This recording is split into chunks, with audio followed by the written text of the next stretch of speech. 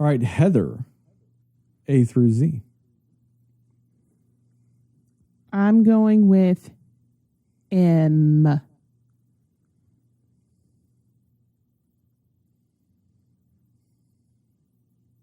I know you got something for this. For M? I specifically picked it because I knew you'd have something for this. Think last names. Oh, no. In your specialty field of information you know about. Oh, yes. Yes. This week, Danny Masterson was sentenced for the rape convictions he got, 30 years to life.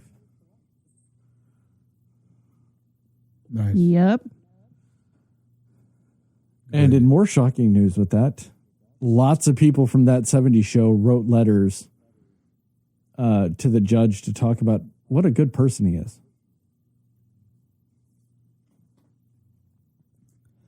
Ashton Kutcher, Mila Kunis, the woman that plays Kitty, and the guy that plays Red. All wrote letters.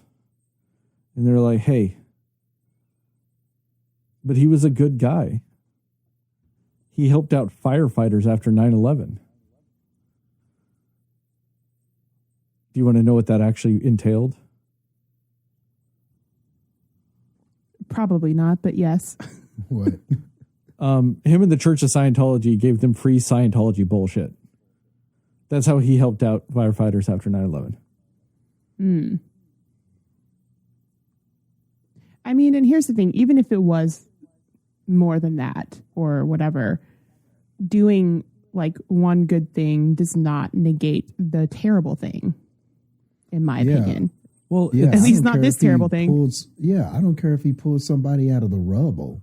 If you raped 5 people before you pulled somebody out of the rubble, I mean, I can't look the other way on the rapes. I'm sorry, but I mean, it just doesn't work like that. What about what Giovanni Ribisi of Gone in 60 Seconds fame? What about him when he said, but think about his daughter. She won't have her dad if he's in jail. Does that sway you at all? It sways me on my opinion of Giovanni Ribisi.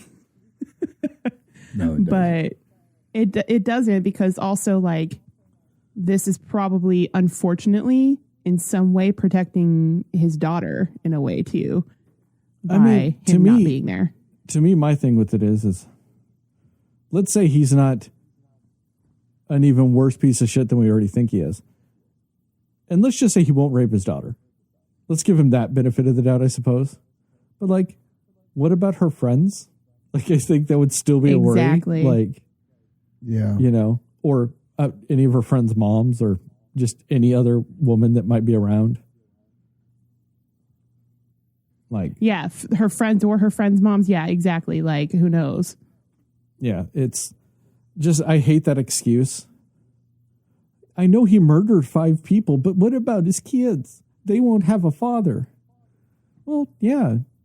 Neither will any of the, fathers that he may have murdered. It's that logic. It's like, yes, like, yeah, that doesn't sway me. And it didn't sway the judge. He got the maximum sentence, which is 30 years to life. And to be fair, go ahead. I was just going to say, I also don't like that logic of, but it's still the father, so he should still be around, when it's like, should he? Is that really better? Having a father around doesn't always mean they're going to benefit from that. Like, it's just a weird logic to say, but the father's at least there. Like, okay, what good is that going to do if he's a rapist? Yeah. Like, I'm sure there are situations where having no father is better than having a rapist father. Correct. Yes.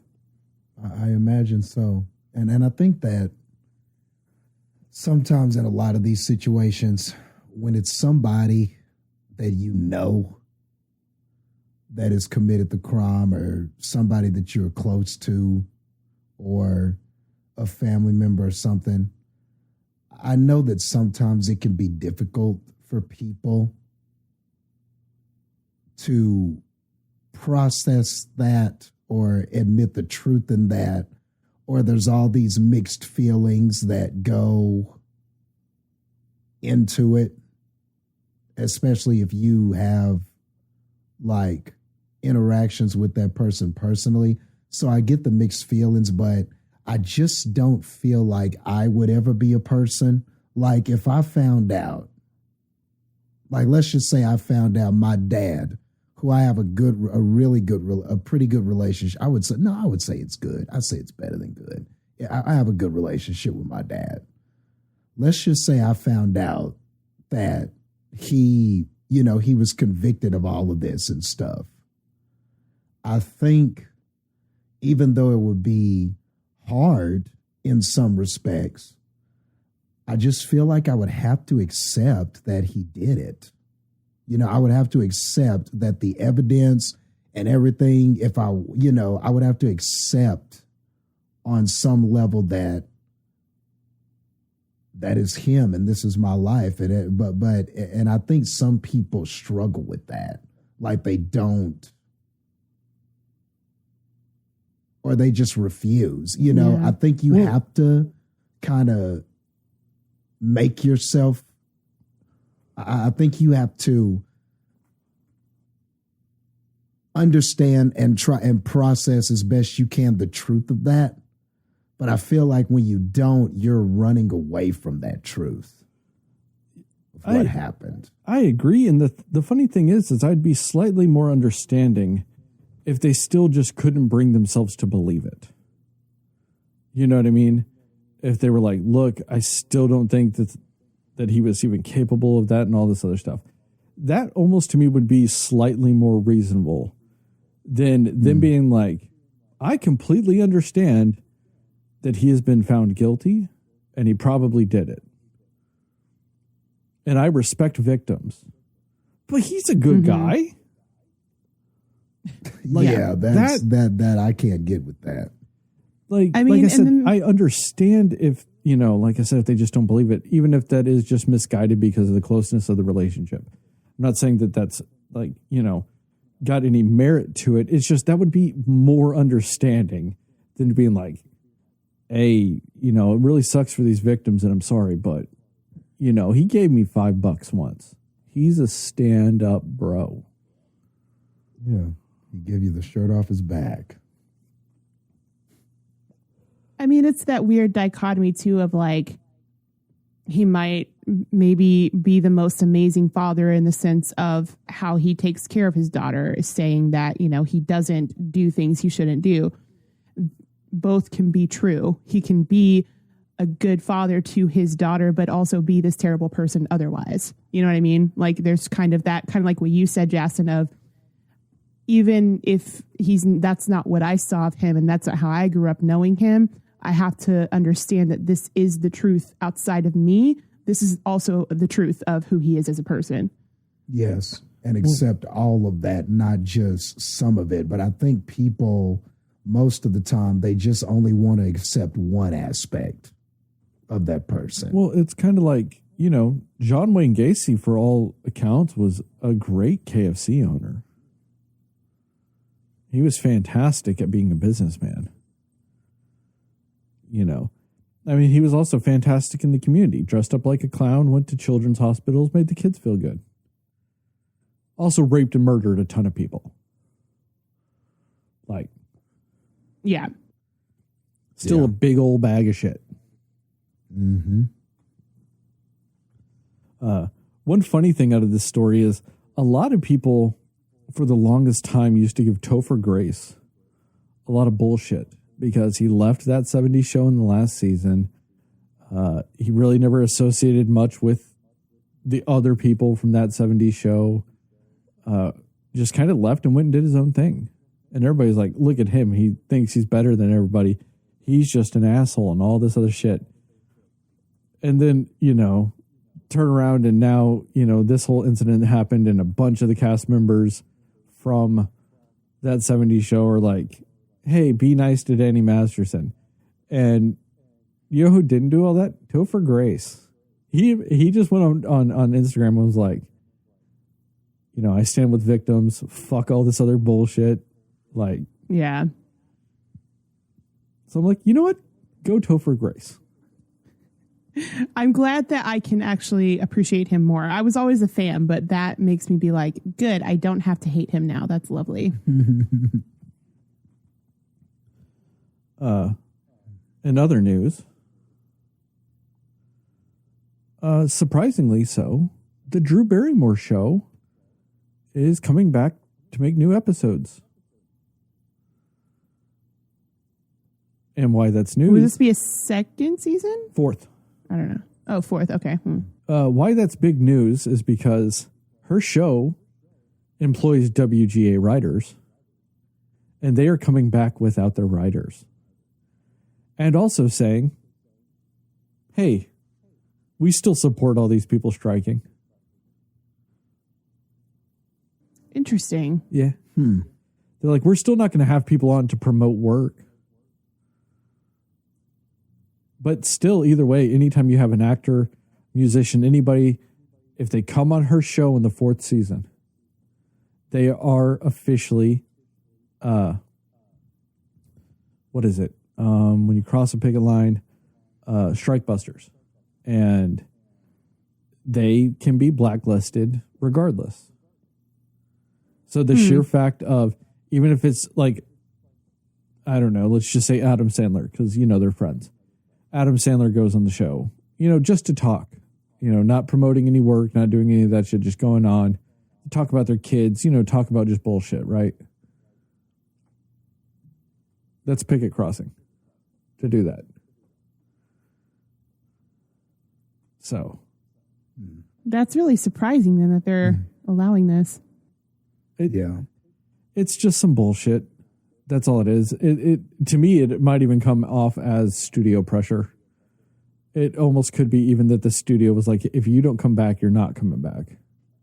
Because of all those names of like those types of TV shows, she is kind of the lowest on the totem pole right now.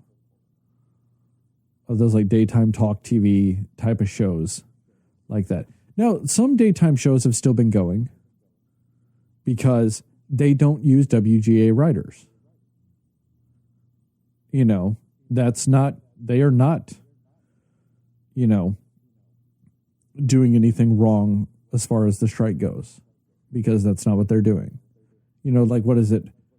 Kelly and Mike or whatever the fuck her husband's name is. Like that show. That is not a show that uses WGA writers. So that's not against the strike to do that show or anything like that. Now, you still can't go on there and promote, you know, movies and TV shows, but you know, they can do whatever really on that show. But yes, this show is a WGA show. It's the same reason why like Kelly Clarkson's not on the air right now. Outside of the fact that there were some episodes, because of the way they do all this shit, there were episodes recorded that never aired. And so sometimes, yeah, they'll air those or they'll air reruns and shit like that. But outside of that, you know, that's not what they're doing. And so, yeah, Drew Barrymore really just being a fantastic person. But she turned down hosting the VMAs because she was like, to me, that is, or not the VMAs, maybe the MTV Movie Awards. She turned, so like she was the host of that, and she stepped away from that to be in solidarity with the strike. But in this, and specifically when she's told, you are going against the strike by doing this, she's like, I don't think I am. And other people are going to come back to work, so it's worth it. That's the thing is also, if any of those people are union, it's the same rules. They can't come back. They can't do this shit. You know what I mean? And so when the first episodes were being recorded late last week or early this week, you know, WGA was outside the studio picketing because she is intentionally going back without her writers because of this. And so they were picketing. So some college kids that won free tickets to go to the show, didn't even realize it, but they received buttons. They were like, hey, like this is some strike shit. And went in the studio with those buttons on and they kicked them out. And Drew Barrymore was like, oh, we didn't know they did that. They can come back whenever they want. I don't think those kids will, because they actually went outside when they got kicked out and joined the picket. So I really don't see those kids coming back anytime soon. Wow.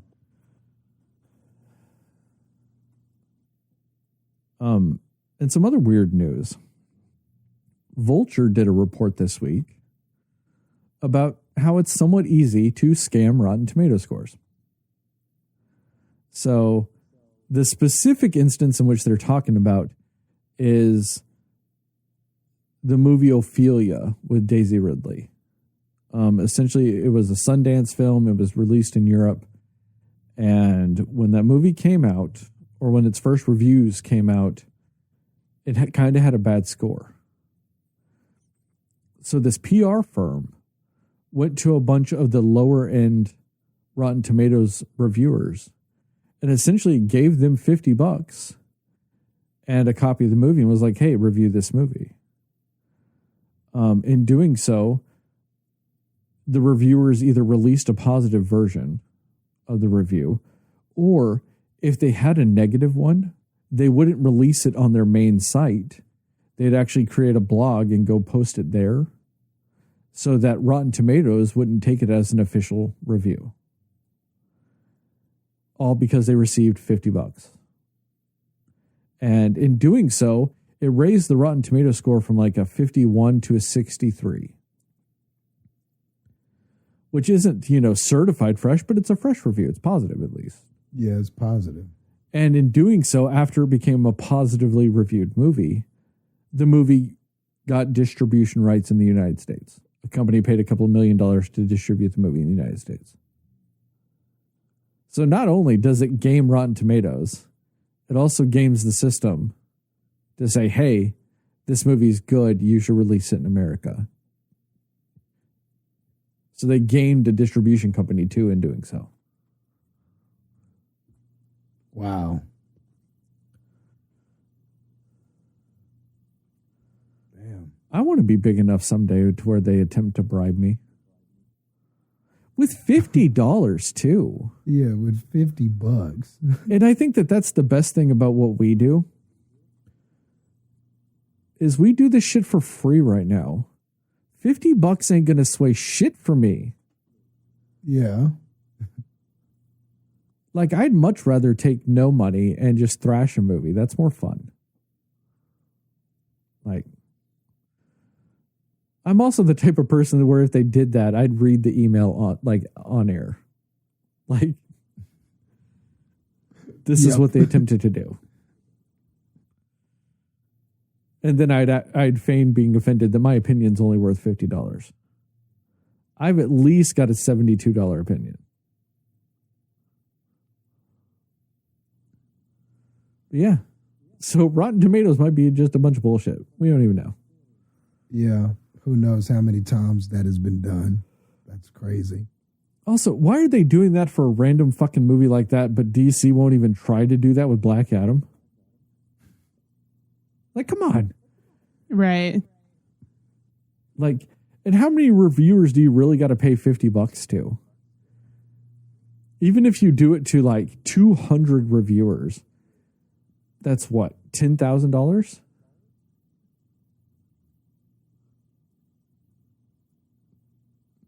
That's not right. Yeah, it is. Yeah. $10,000 in a movie's marketing budget ain't shit.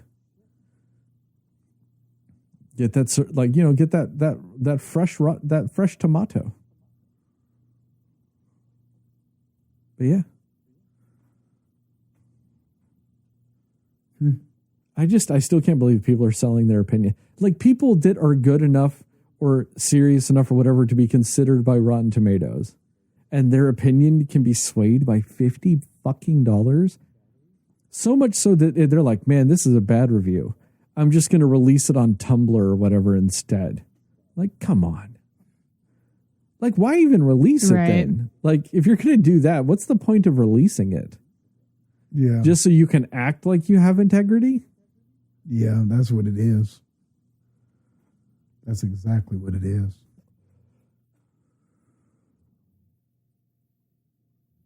Fucking shameless.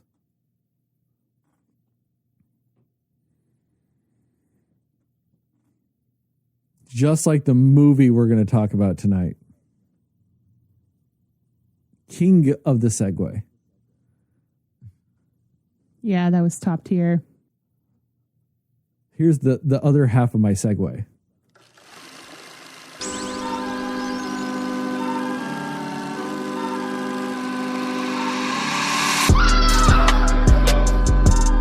Somebody help us. Nobody knows anything but you. All right. Are you ready? Yes. Come on. Cinema Slayers.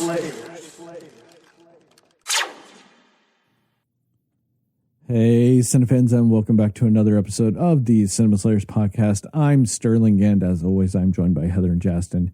And tonight, we're going to talk about what we liked, didn't like, and everything in between with the, I guess, newly released movie, The Nun II. We will go spoiler-free recommendations and scores, and then into a more spoiler-centric section with time codes in the description to allow you to jump around in both audio and video formats. And with all that, with their first spoiler-free opinion of the night, I will go first. Fuck this movie. Hold on. Gasp. I want to get positioned better so I can look directly in the camera. Fuck this movie. Oh, Jastin, what about you? Yeah, well, how can I possibly follow that? So we're back with more fun with the Nun. Man, I mean, I can't believe this even got a sequel. I mean, I just never cared enough of it. I just thought the first one was so bad, and I just never cared about this at all. It always just, the Nun always just felt like it was better as just a random occurrence in a better Conjuring movie. And I just thought that that's where the Nun would stay, because the Nun's first appearance was in the second Conjuring, right? Wasn't it the wife and she was in a hallway or something, and there was a picture of the Nun, and then she looks away, and then the Nun is in her face like, I'm the Nun. Wasn't that the first appearance? Sure. Of the Nun? It was in Conjuring 2, right? Yeah, and so, it was. Yeah. And at the time, I was like, oh, man. Wow, that was a Nun. Okay. And I can't believe that turned into a thing, and then we had to have a movie. I don't know. I don't know if that was part of their phases. I don't know if they marveled this shit up or if this was just some shit of, you know what? Let's just make something about that and slap the Conjuring name on it, and we know people will come. I don't know if this was a plan or if this was just after the fact, because people reacted to the Nun's first appearance. But in any event, I just never understood the appeal of this character. And this movie, The Nun 2, I will say this. I will be fair, and because I have just this uncontrollable thing about me to try to really dissect the movie and look at the good and bad and everything like that. Sometimes to a fault. Sometimes I wish I could just throw it down like Sterling, but that is not me. I mean, is it better than the first movie? Yes, it is marginally better. It looks better. The story is a little bit better than the first movie. I guess you could say the special effects are better. I mean, I guess. The the acting is about the same as the other movie, but for and when I say better, just understand that I really mean marginally. Like better as in maybe it should be, because we've had a lot of time to think about this. We've had a lot of time since the last release. So of course the special effects should be better. Of course the actors and actresses should be more comfortable with each other that came back. Of course, there are certain things that just should naturally be the case. And so if you can call that a win, I guess that's a win for this movie. But honestly, it feels a lot like the first movie in its plot. When you look at it, just the external parts of it, a lot of it is the same. I just don't understand what the appeal of this character is. And half the time, I don't understand what the character is doing. I don't understand what the nun is doing or the purpose of what the nun is doing outside of just scaring people. Sometimes it just seems like the only thing the nun is doing is just scaring people. I mean, why not just kill them? Why not just levitate them and burn them? Why not? I don't know. The nun is just very selective about when the nun wants to nun people and when the nun wants to just scare people. You know what I mean?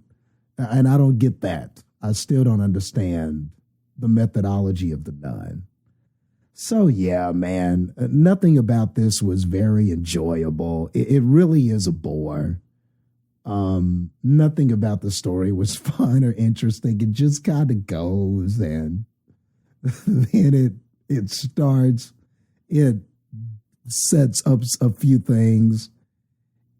It uses the same scare tactic with the nun over and over again. She's there and then she's not there. And then you look over here and then the nun is there. Nun, you see me, nun, you don't. I mean, it's just the same thing over and over again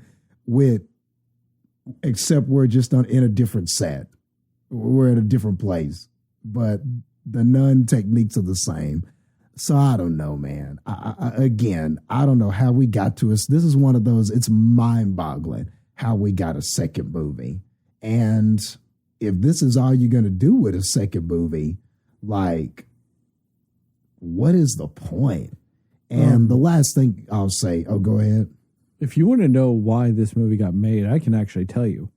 The first Nun was made with a budget of $22 million. And it grossed $365 million. That's how we got the Nun 2. It did that well? Yeah. Oh, okay. Okay. Well, that explains it. Yeah, people were psyched about that movie. Why do people like this? Why do they like it?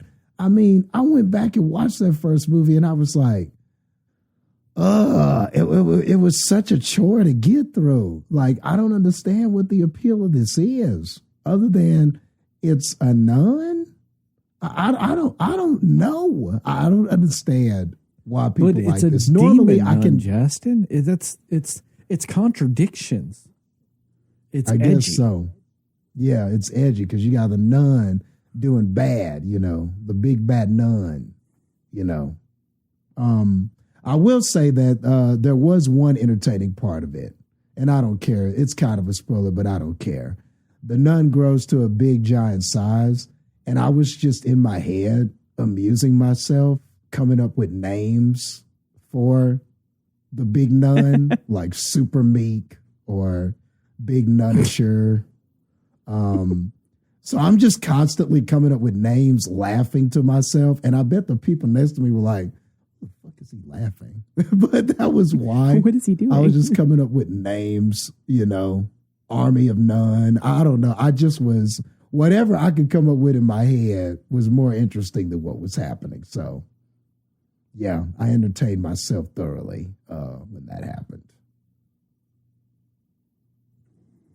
Heather, what about you? I mean, I think the problem with this, or I guess in my humble opinion, is they should have left the nun in just The Conjuring 2 and not done anything past that. Because I liked The Conjuring 2, and I liked what they did with the nun in that. But she wasn't compelling enough for you to want to see origins about her or whatever, because also you know how that kind of ends. you know how she's defeated if you've seen The Conjuring 2. So it kind of felt like a pointless sort of thing just so that they could like make more movies in this universe, you know.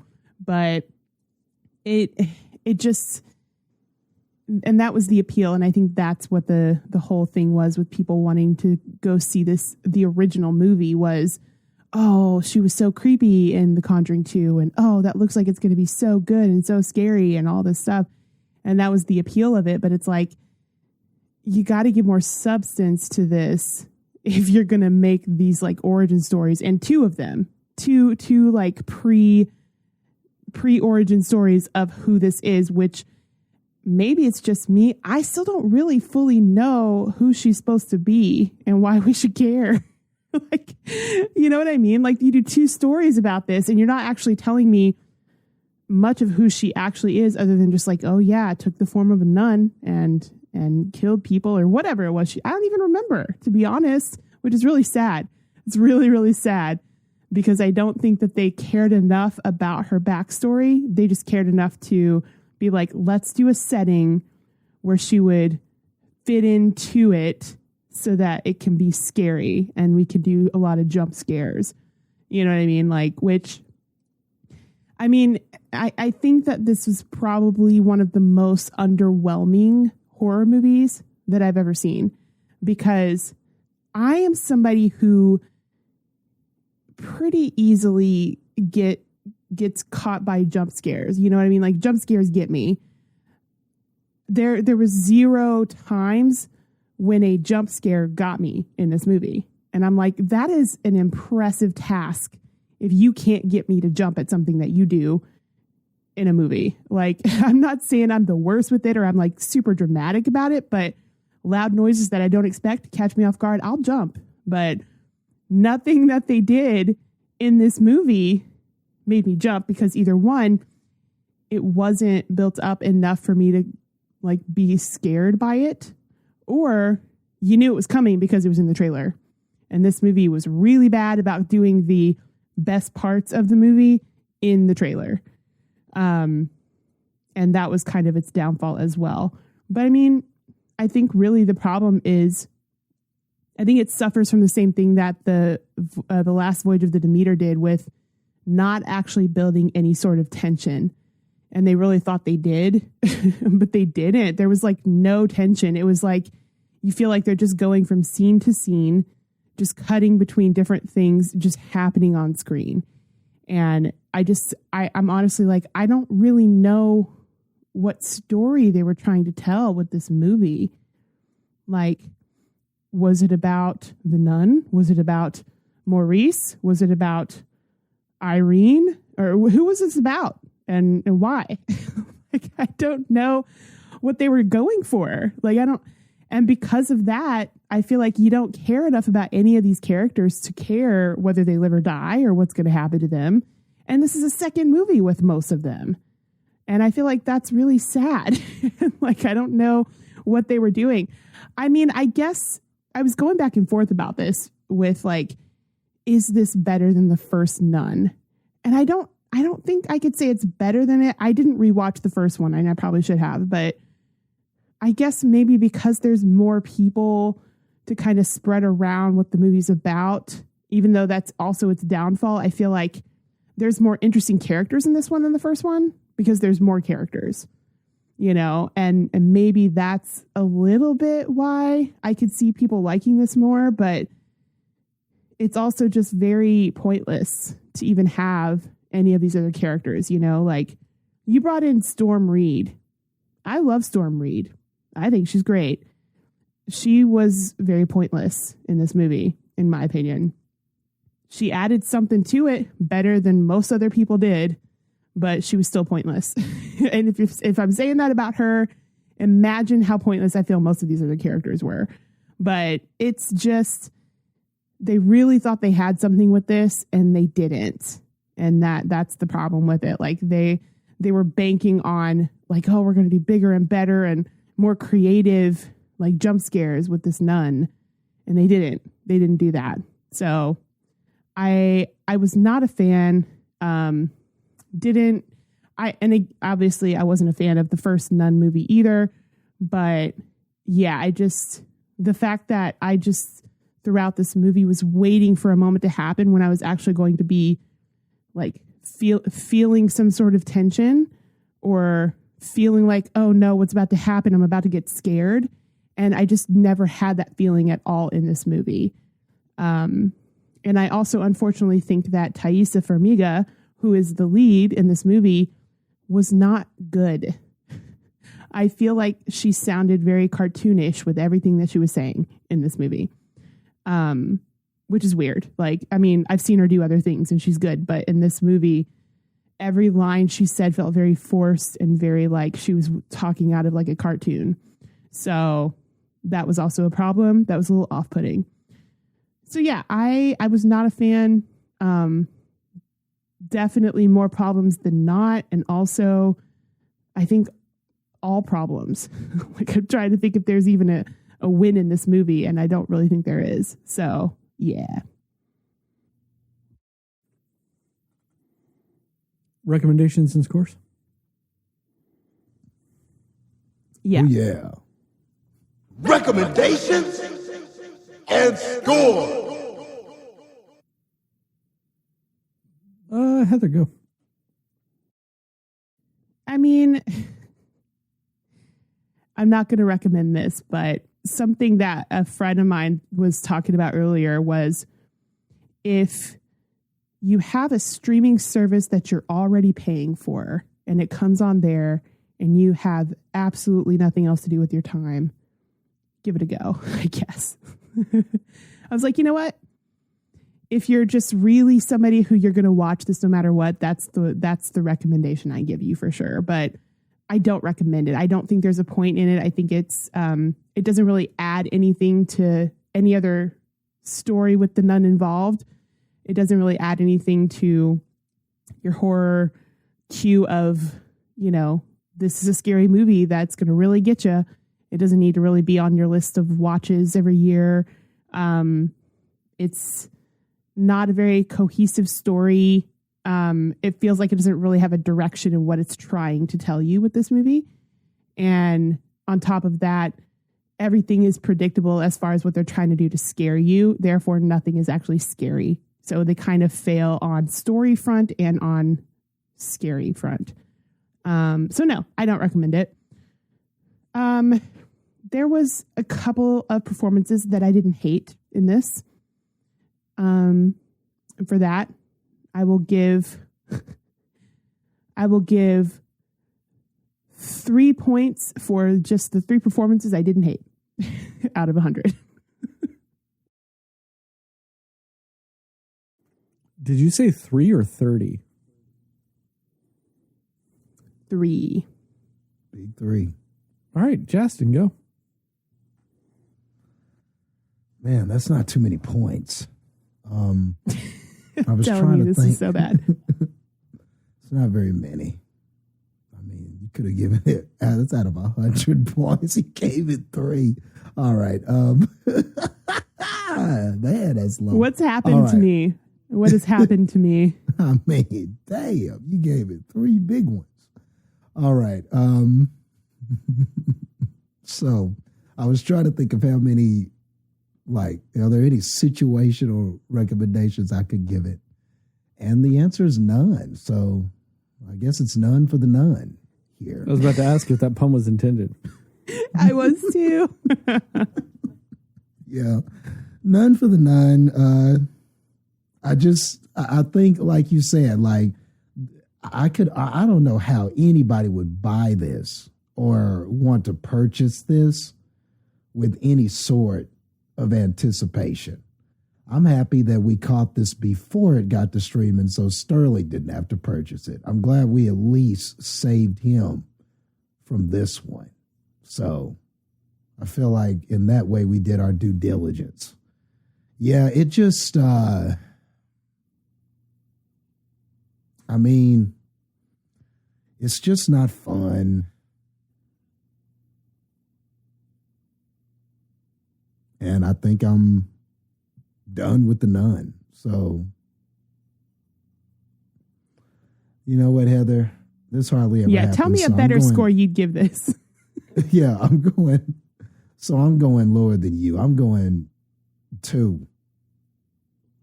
Gonna get 2. Okay, so you're like, man, that's just not a lot of points. And then you went lower? That was a good mislead. Thank you for that. Yeah, it's going to get 2 big nuns drenched in Jesus blood out of 100. So you guys are sitting here talking about like what conditions would you recommend this movie or anything like that. And my recommendation with this movie is whatever streaming service it does come out on, cancel it. That's, yeah. Mm-hmm. Damn. Just get rid of that streaming service. They don't have your best interests at heart.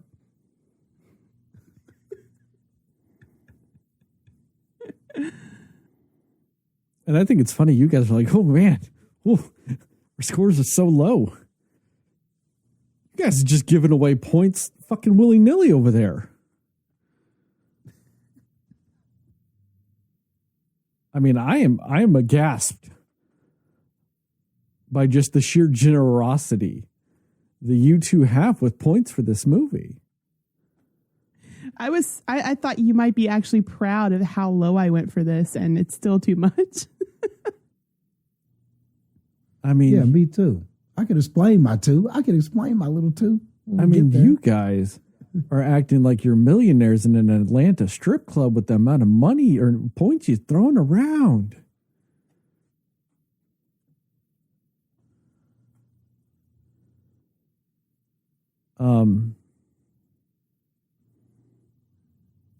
I'm going to give this.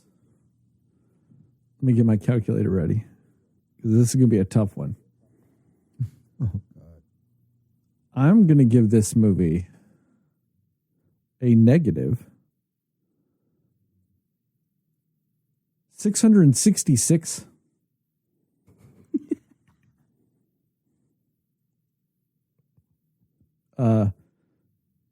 Nuns doing nun shit out of 100. The fact that even Pray for the Devil we liked more than this is something. Yeah. Like, weirdly enough, Pray for the Devil is a better nun movie than either one of the nuns. Mm-hmm. It's honestly, that's true, though. That's true.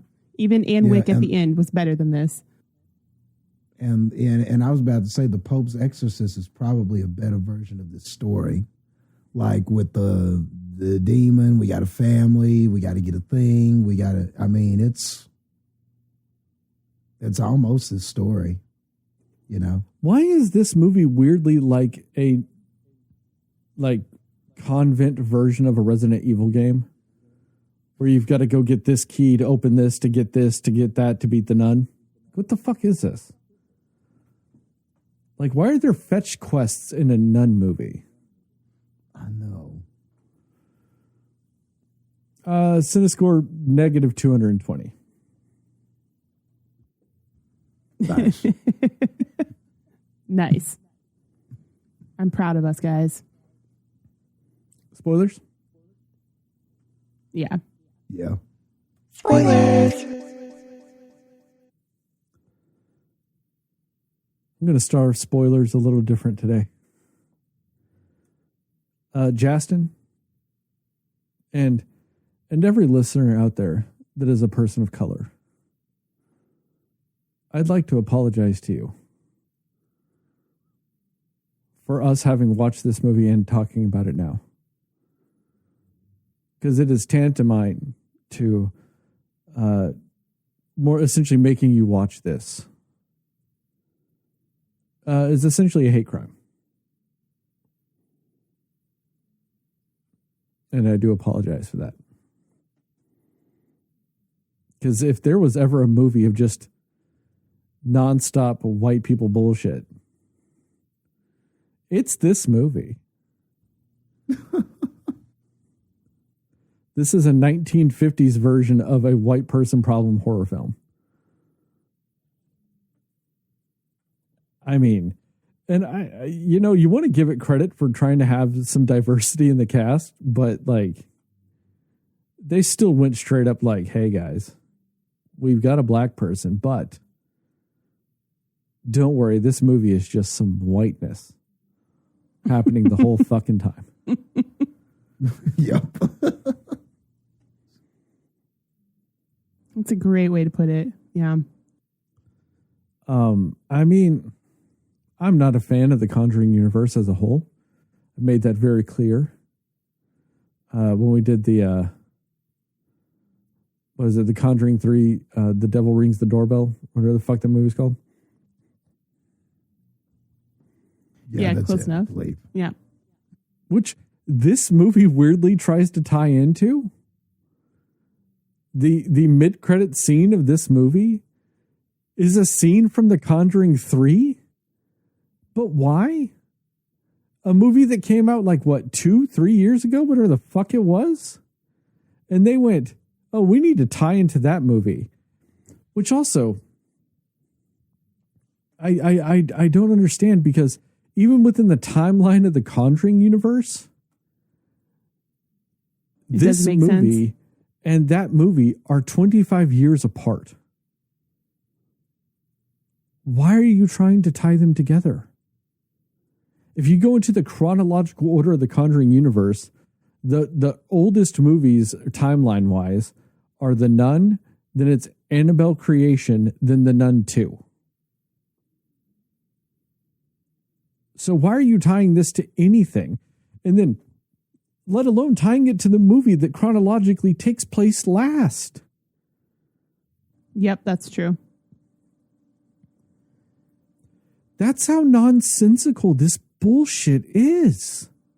Well, but also, and like, if I'm not mistaken, in the first Conjuring movie, they're in the classroom and they're showing that video of the possessed guy that caused her to be traumatized, right, for a little bit and not do her clairvoyant thing that she was doing. Wasn't that supposed to be the Maurice that was? Probably. So basically, that essentially, the first Conjuring movie took place after all of this. Yeah, so why is this second one, which I don't remember the timeline difference between the first and second Nun, but it would have been, It's like 4 years. Yeah. So this would have both of these movies would have been predating the first Conjuring movie. Yeah. So it doesn't make sense at all. And if I'm remembering right. And then on top of that, I think we established that the nun character appears in The Conjuring 2, which takes place in the mid to late 70s. Yep. She got beat in this movie. Why is she showing up? Correct. At least yeah. The first nun makes sense in this universe. Yeah. As much as it's a bunch of bullshit, it at least tangentially ties into this stuff somewhat. Way better. Yeah. Yeah. The ending of the first Nun with Maurice being possessed by the nun, and those would be flashbacks. But according to this movie, the Warrens never face the nun. Because Maurice is cured and the nun is just dead as fuck. Yep. Yeah. So how? Yeah. But I was confused as hell. Going back to what you said, though, in your spoiler-free review, Jastin, I can't agree anymore about the whole weird power imbalance when it comes to the nun's powers. Why at the beginning of the movie can she just take a priest, stigmata him in the air, and just make him spontaneously combust? Yeah, easily. A priest. Easily. And she has trouble with little girls. She can't kill a single one. She went on this murder tour of Europe, just killing people, just killing all kinds of nuns and priests. But those rascally children just couldn't nun them at all. Although I will say this, it was kind of funny when she I don't know, kind of made a weird demon goat that impaled a girl through a door. That was kind of funny. Man, I was sitting there whenever they were like, it'll take the form of the goat. I was thinking, well, if the nun becomes Michael Jordan to Tom Brady, these kids are dead, you know. Dude, I was hoping it would have been the goat. If that nun turned into Tom Brady, it would just be throwing nun curses at all those little girls' faces and they'd be dead. All of them. All of them be dead. I wanted the goat. I wanted the real goat, but it's okay. But I was just sitting there. Wouldn't it be hilarious? That's how bad this movie sucks. Like, I was just sitting there going, what if it was Tom Brady? Like, I'm just. What if it turned into Muhammad Ali and it was just uppercutting little girls?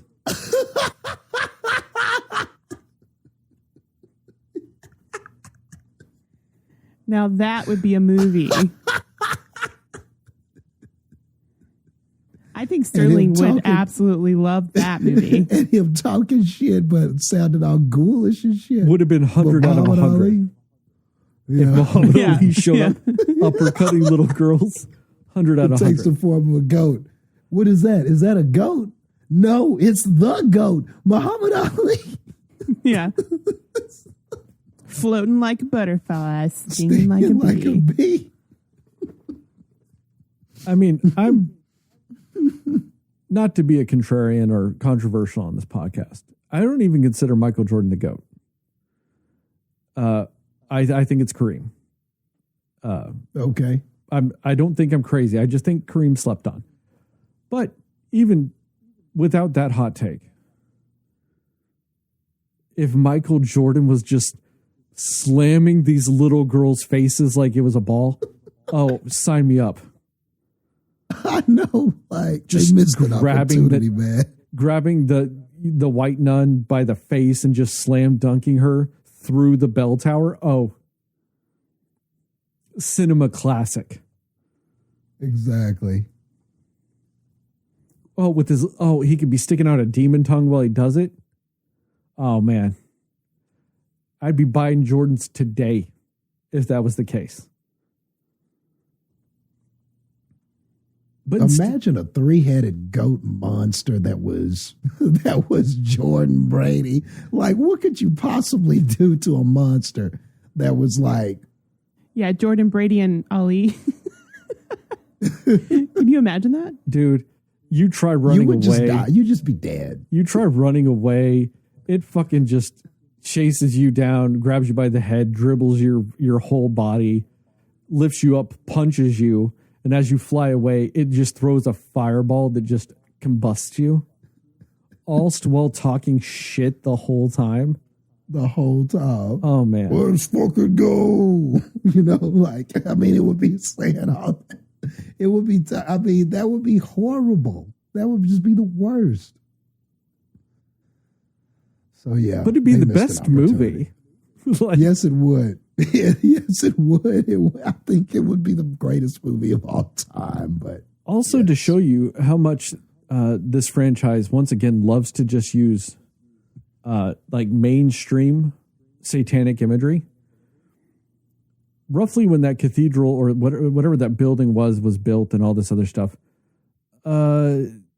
goats wouldn't have had really any tie to Satanism. That's a fairly modern thing. The first mainstream instance of goats being tied to Satanism is a painting called The Witch's Sabbath, which is like some maidens dancing around a goat. And that was in the late 1700s. Most places like that were built well before that. And, you know, don't have satanic, like I said, the goats and Satanism is a fairly modern thing. There are some loose ties to it because there is a passage in the Bible that says, more or less says something along the lines of goats will be cast into hell and lambs will be saved. But it's more of a metaphor. It's not really talking about goats as much as it's talking goats. About like lambs are, you know, innocent and protected and goats are stubborn and shitty. Like it's the whole allegory of like the followers of Christ are lambs that shit. It's more ties to that, but that's about the closest you can get to an ancient version of it. Because even the whole idea of Satan being tied to a goat comes from the imagery of Baphomet. And even then, I think the earliest depiction of a painting or anything of Baphomet, I want to say, was in the 1800s. So it is, once again, they're just taking modern satanic imagery and modern Satanism, like scare tactics, and applying it to anything in the past, just blanketly, because, God forbid they want to actually, I don't know, do anything remotely accurate to shit. But, there's things like that. I mean, the Nun, I agree with you, Heather. The coolest shot they could have saved for the fucking movie was that whole thing when she's like running down the alleyway and comes across the wall of pictures. Yep. And it becomes a nun. Yeah. If you didn't see that in the trailers, that would have been cool. Oh, yeah. I mean, if they hadn't shown that in the trailers and it was fresh in the movie, I would have been like, oh, damn, that's the one good thing in this movie. And they went and showed it in every single trailer they made for this movie. They couldn't do a promotional material, a commercial, a 10-second TV spot, nothing, without showing that damn spot. And I'm just like, why? But why? Like, and they weirdly try to add lore to shit that is just so clunky. So originally, when I first saw the movie, my timeline was wrong. For whatever reason, I thought they were trying to say this movie was in the 1800s. And I know it wasn't, because they even said in World War II, like, the school got blown up and shit. And I was like, I don't know why. I still wanted to, in my head, think it was in the 1800s. So I thought maybe they were trying to say that the good nun in this was related to, homegirl from the fucking Conjuring movies. And I know in real life they are, but I'm just saying, like, in universe they were. And they were also related to that, I don't know, that one, the blind Saint Lucy or Lucia or whatever her name was. Yeah, that they were trying to say that they were related to her because she had visions and that's why she did this shit. But then they were also implying that the nun was that lady. Like, they heavily implied it because they had the name, like, or they had the eyeballs of, Saint blindness, and she got those and her eyes started to glow, and that's when she became, what's a good name for the mega nun, Jastin? Super Saiyan nun. Super Saiyan nun. Super Saiyan. That's a good one, Heather. You're Super welcome. Saiyan. But yeah, so they were implying that the nun was her? Or did the nun just get extra powers from getting a saint's eyes? It's one of the two. Neither one of them really work, but they don't really say. But yeah, because to me, I interpreted that as, oh, that's how we got the nun. Because like you said, you see the eyes stabbed and then the person is there and then the eyes light up. And it looks like it appeared as if that was the creation of the nun. Yeah. So killing that lady made her the nun. But they also sanctified her. So she was, in this movie universe, she is a documented saint of the Catholic Church. But she's also a demonic spirit killing everybody. Like, that's really weird. Yeah, how does that make sense? But also, like, I understand that the Catholic Church probably keeps a lot of things like body parts and whatnots from people they saint or make saints and all this other shit. None of that surprises me. But what does kind of surprise me is the fact that the Catholic Church killed this woman as a heretic and then made her a saint later, but they martyred her. Why would they keep her eyeballs? Because she wasn't being She wasn't considered holy at the time. She's killed as a heretic or a witch, however you want to look at it. They wouldn't have kept her eyeballs to then go, oh, fuck. We made her a saint now. Hope we have her eyes still. Like, that makes no sense. That doesn't track. So, I don't know what this movie is trying to even say. All this movie does is come in and break the paper-thin continuity that the Conjuring universe has. And I don't even know why. Because this movie doesn't actually do anything. The fact that you two have said that this movie is different than the first Nun blows my mind. Because I could have sworn I saw the same movie again.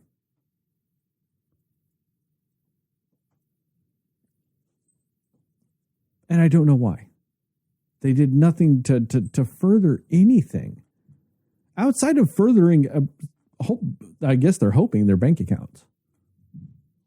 Because Warner Brothers ain't doing good right now. Outside of Barbie, they ain't doing good. So, I think they're hoping for another, $200 or $320 million surplus off this movie. And I don't even think this movie's good enough to do that. Well, obviously, I don't think this movie's good enough. I don't even think fans of these movies will think this is good enough. I know a few people have said it's better than the first one. But, I mean, Jastin, what, you gave this movie a 2? You're implying that the first movie's a 1. I mean, like... It kind of is, though. Yeah, right. It kind of is, though. I mean, think about it if I use that logic. The Nun 1 is a minimum a negative 667 or worse. I personally don't think there's an actual difference in the movies, and they probably have the same score. Well, to your point, though, too, Sterling, like, she was supposedly a saint, right? Saint Lucy or whatever her name was. But then also in The Conjuring 2, she had like a demon name that they had to call her, which... Yeah, well, that's the thing, is that's what they called the nun. So they knew the nun was a demon. Yeah. But like I said, this movie implies that she's a saint. Yeah. So it is confusing because you're just like, it takes away any of the things that they did with her in the first time she appeared is just completely erased and obsolete because of this. And this is not a better story. Like, that's why I think they absolutely should have just left it at keeping her in that Conjuring 2 movie and being done with her, because then you're not overdoing it. And the impact that she had in this universe was a lot better because she went out on the note she went out on, but she did her creepy thing in that movie. And the scariest that she ever was in that movie. The most villainous she ever was in that movie. The most interesting she was in that movie. So yeah, I just feel like you're erasing all of the interesting things they did with her initially. So they're saying that the demon that was the nun is Valak. Yeah. And you're right, Heather. I do vaguely remember that in The Conjuring 2. That was a big deal that they were like, your name is Valak. And it's like, oh, no. You had to like call her by her name. Yeah. Mm-hmm. But yeah, like I said, so it's either implying that when Valak gets saint eyeballs, it's more powerful. Or that, I don't know, or this saint is actually Valak or was possessed by Valak or whatever. Yeah, and I'm like, I'm not super versed in this, but like, can a saint be a demon at the same time and vice versa? Like, you would hope that if somebody is sanctified, that they are not also so weak within their faith that they can be possessed. Exactly. That's why I'm like, you're contradicting yourself by doing this story. What is this? Yeah, and they did say Valak in the first Nun also. So I do remember that. So were we supposed to interpret the vision that was in this as that was just like Valak showing the story of the saint, and was that supposed to be some sort of, I guess, symbolic way of saying that Valak wanted the eyes? Is that what that was? Whenever the eyes were cut out, and then you see like the saint, but then the eyes light up, and she gives an evil face. Was that Valak's desire to have her eyes? But they are two different people. Maybe. You know what I mean? So the That's saint was the saint. Maybe. They took her eyes. Valak is over here nunning and shit, but was like, I want them eyes though. Maybe, So- like, I don't know. Maybe, I want to Jeepers Creepers this. yeah, it's either that or maybe, I don't know, the eyes are like a weird fucking mushroom power up for her. Like, she did get the eyes and get bigger. Like, sure, but still, like, that is so fucking dumb. Like, isn't that the point of a holy relic? That, like, it would hurt demons? You know what I mean? Like, because doesn't she use the blood of Christ on Valak in the first movie? Mm-hmm. So why would another holy relic make her more powerful? Or make Valak more powerful? What the fuck does that mean?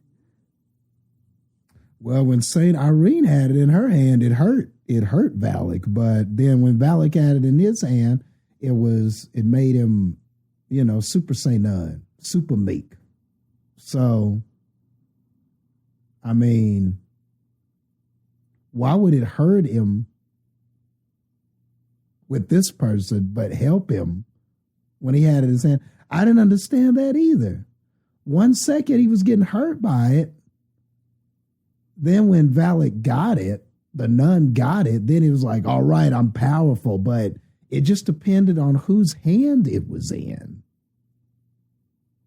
Like, I'm not making that up, right? Y'all saw that, right? Like, the good nun had it, and it was hurting him.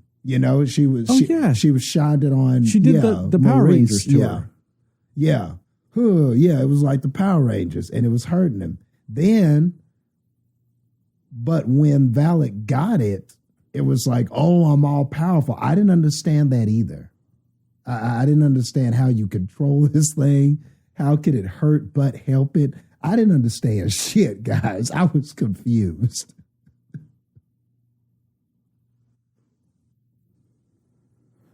See, I'm reading this whole description of it.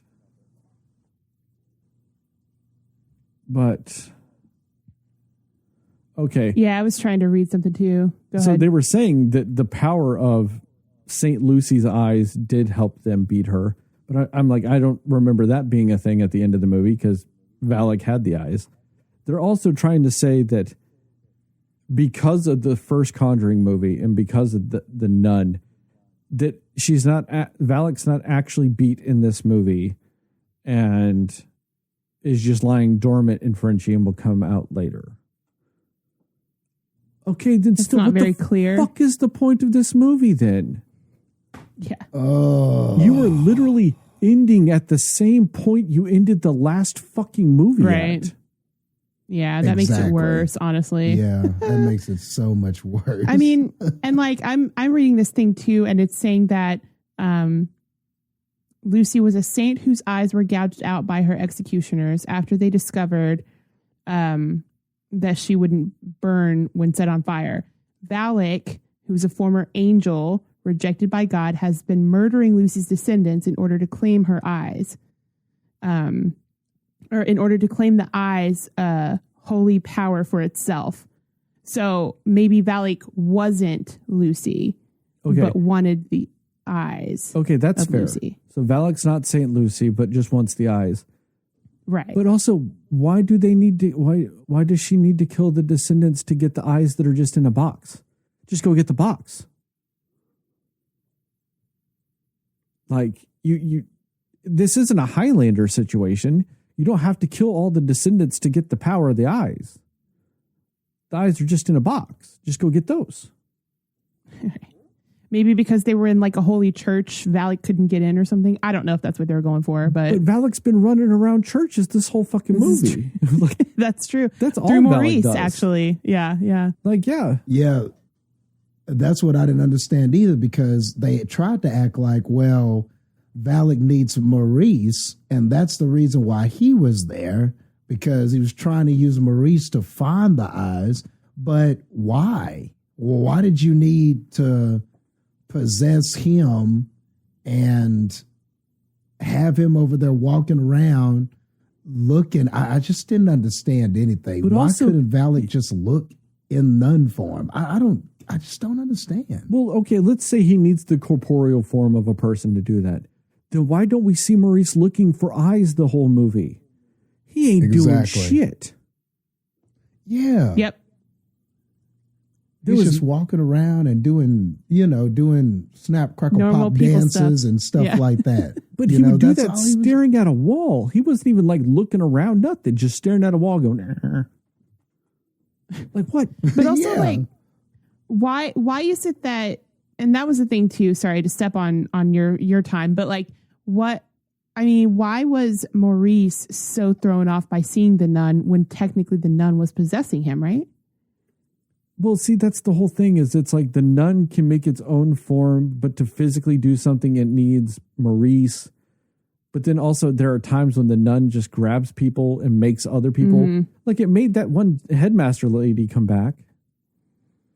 Yeah. It made the whole goat Mm-hmm. form that stabbed a girl. Yeah. It can do all that, but still needs Maurice to do shit. Yeah. Like, True. Yeah, because it's like if they were trying to use Maurice as an in with, the teacher lady and her daughter, that would make sense, but they didn't need him to be an in for them specifically for her to get what she needed. So it didn't really make sense. and I don't know, maybe I stopped paying attention at some point, which is true. Where were the eyes in the school? They were buried under someplace, I think in like I don't know if it was an attic or something, but they were buried somewhere at the school. Yeah. And the secret was you had to shine a light on the goat eye, and the goat eye to see where it was located. Yeah. Where it was buried. So they were like, look, the goat, Tom Brady's telling us where it is. And so then that's how with they his dug golden it up, eye. and there it was. So Yeah. So once again, why wasn't Maurice digging up fucking holes all over the fucking church? I don't Right. know. Like if they would have made that scene where you see him in the garden or whatever he was doing outside the window, what if he was at that point possessed and he's just like going through the garden, like digging for stuff? That would have made more sense. You know what I mean? Yeah, like why didn't they just randomly find him walking around? I mean, like, what are you doing? And he'd be like, I don't even know. Like something like that. Like, Yeah. Like seeing the little girl snaps him out of it. So he's just like, oh, I don't know what I was doing. And then he goes back to being normal or something. he's just never looking for shit. But he's supposedly knows the eyes are there. So he's just like, once the eyes are found, he's like, now my plan's complete. Like, what's the point of fucking Maurice? Like, at all. Yeah. Yeah. Right. And one thing I will give the first movie is that one thing I will say about the first movie is that the dynamic between Maurice and Irene in the first movie, that dynamic is better. And then that priest that was with them, the three of them together, that was probably a better character dynamic than what we got in here. Splitting them up and having them with these other characters didn't really work for me. I do think the first movie's better in that way. That's the one point I'll give the first movie over this one. Well, like, there was no point in the little girl. There's no point in the mother teacher. There's no point in having that weird love interest storyline with them two like the father-daughter relationship with Maurice, and then the I want to fuck you relationship with what's her name from Chronicles of Narnia. Like, none of that fucking mattered a single fucking bit. Like, it's just this whole movie went, hey, how can we figure out how to waste 1 hour and 55 minutes of your time? Like, how much can we disrespect you as a human being in this amount of time with how little we actually care about anything we are doing in this movie? And Heather, you said you were interrupting my time. I don't give a fuck about this movie enough to actually care about that. This is all our time. Yeah. Because fuck this movie. Yeah. I mean, and the interesting thing with it is too is like, I actually, in my opinion, Maurice's performance was one of the better things of the movie. Not saying that his character necessarily made sense, but I think given whatever they gave him to do in this movie, I definitely think he was one of the better parts of it. Like, I think his performance as a possessed person and a performance as also this very kind person when he's not being taken over by the nun was good. Like, he's one of those performances that I actually did think was a better part of it. And sadly, the teacher lady, the girl's mom, she was a good performance. She was just pointless, kind of like Storm Reed. Those are the other two performances that I liked, and they were just kind of pointless characters. But the fact that they brought a different, like, at least level of acting performance to this is kind of upsetting, but also I'm just being honest about it. I'm like, you know what? You weren't in this much and you didn't matter, but you were better than most other people in this movie. So I don't know. It was interesting. I don't know. But like, again, it's like, yeah, they are the better things about this movie, but there's still nothing about the movie that makes it worth anything. And like, I don't know. I just feel like the whole idea of also like Sister Irene just being on this like travel mission with this new nun that came with her somehow it just felt very weird and forced. And like, I just feel like that's, I don't know, like what were they trying to do with that? And also, is that something that they would have even allowed to happen? like, yes, we think that you're the one who can stop this because you have stopped the nun before. And then they just let her kind of travel and do her own thing without any, like, I don't know. I just feel like that's not something that would have been realistic. Not that anything in this movie is, but like they really tried to make that something where it's like, we have this one story of the people that are within the school.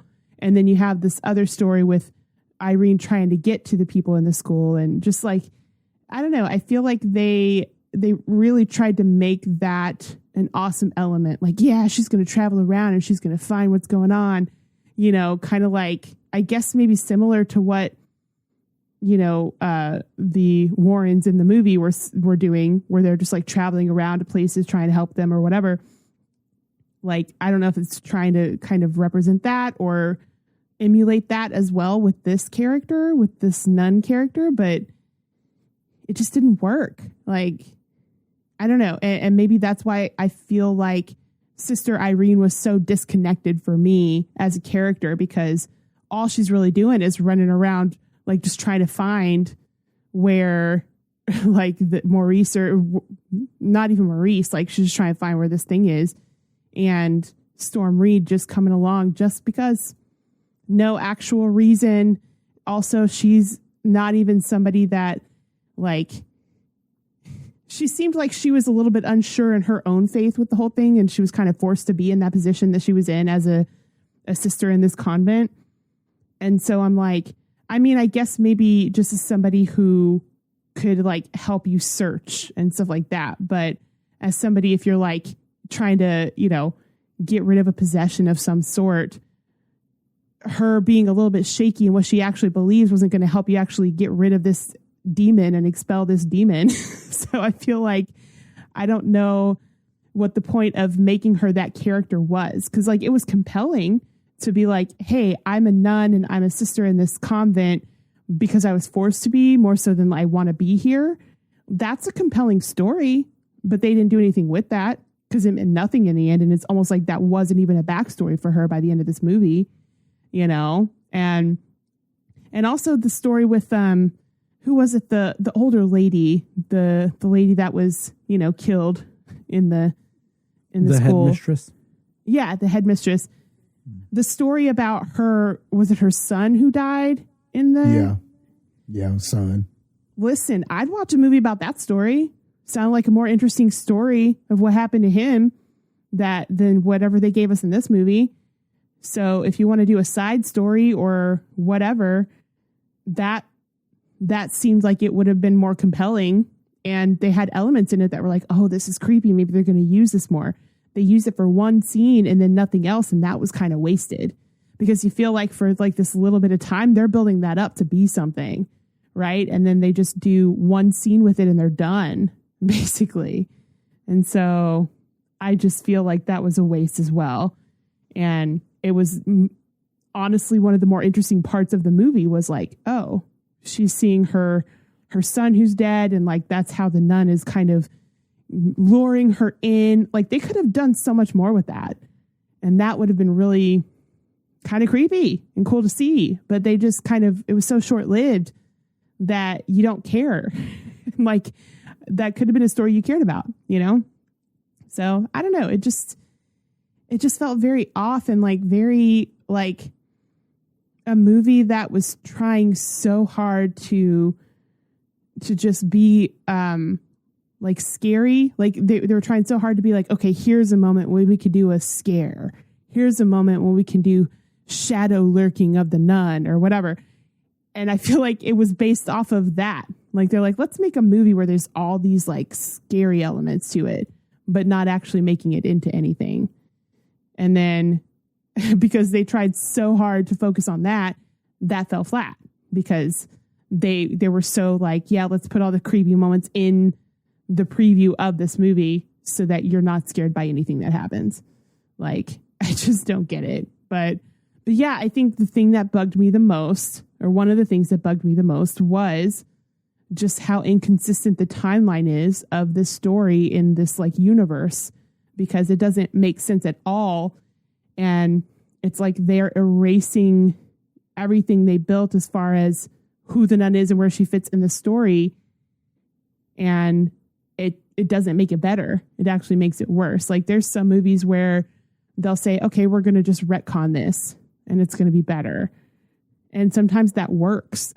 Like thinking of like the Halloween 2018, they kind of retconned all the stuff that happened in between and it made it better, but you do it with this movie and you're taking away any of the interesting elements of what they even did with the nun in the first place.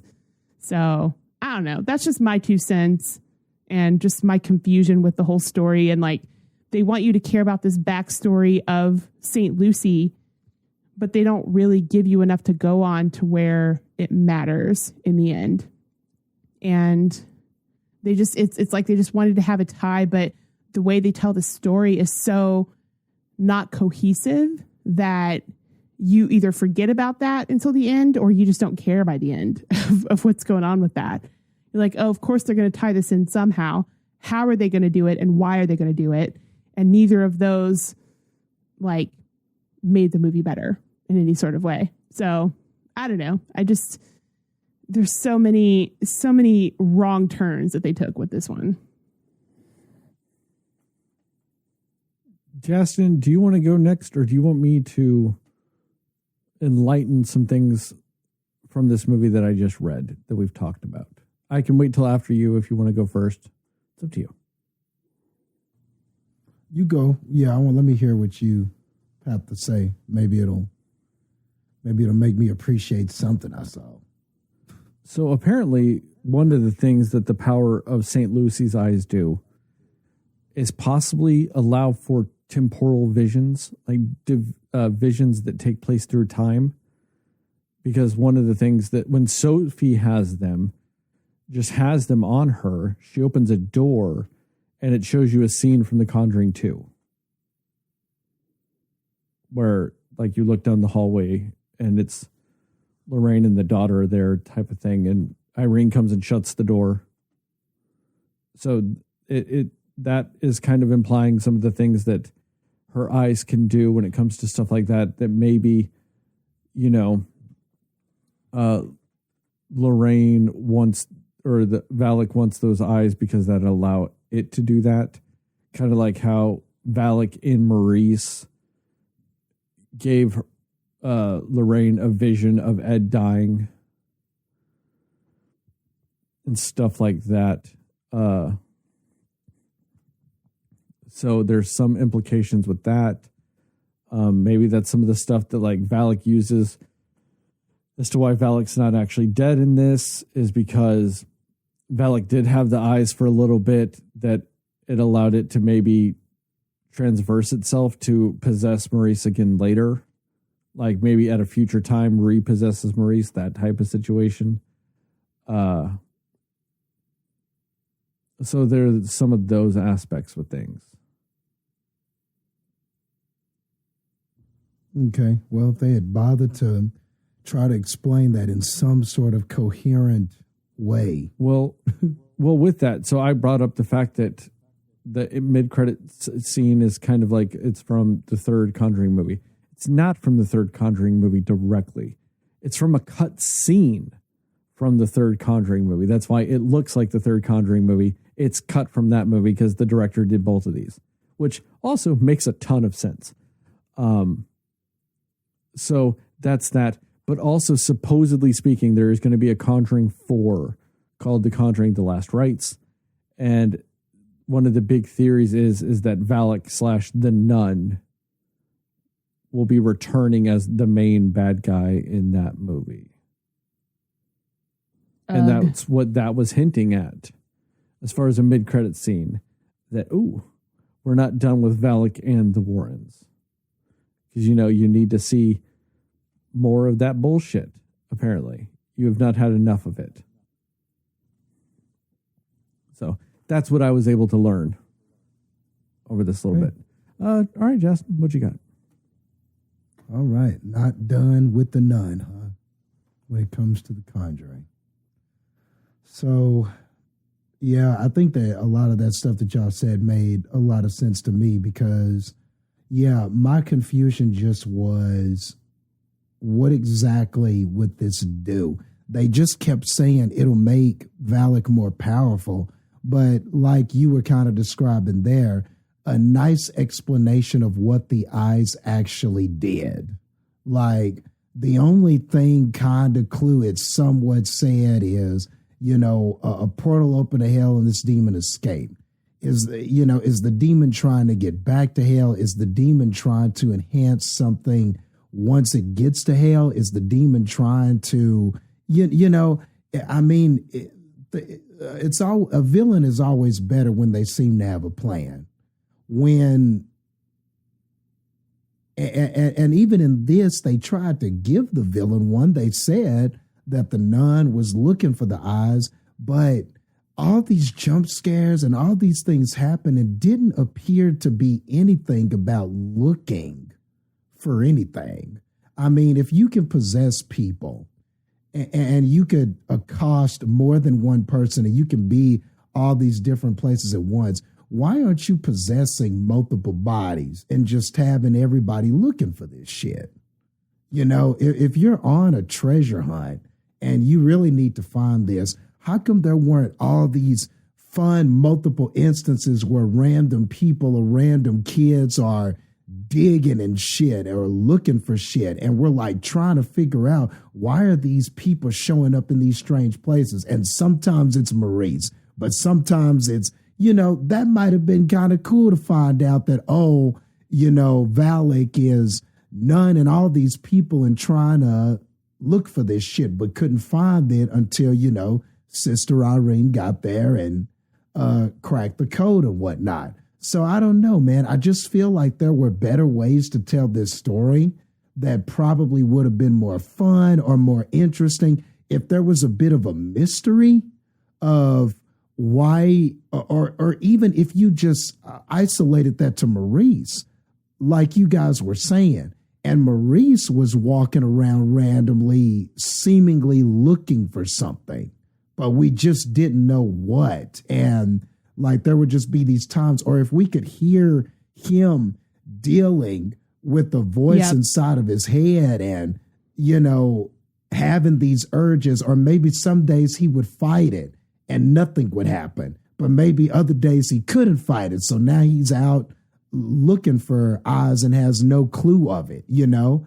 I don't know. There were just some things we could have done to probably better tell this story, but instead they tried to do this thing where they wanted us to care about Maurice and the little girl and the mom, and it almost seemed like, you know, they both liked him, so it seemed like maybe this is a possible family for him, you know. I mean, that seemed to be a big care for this movie, but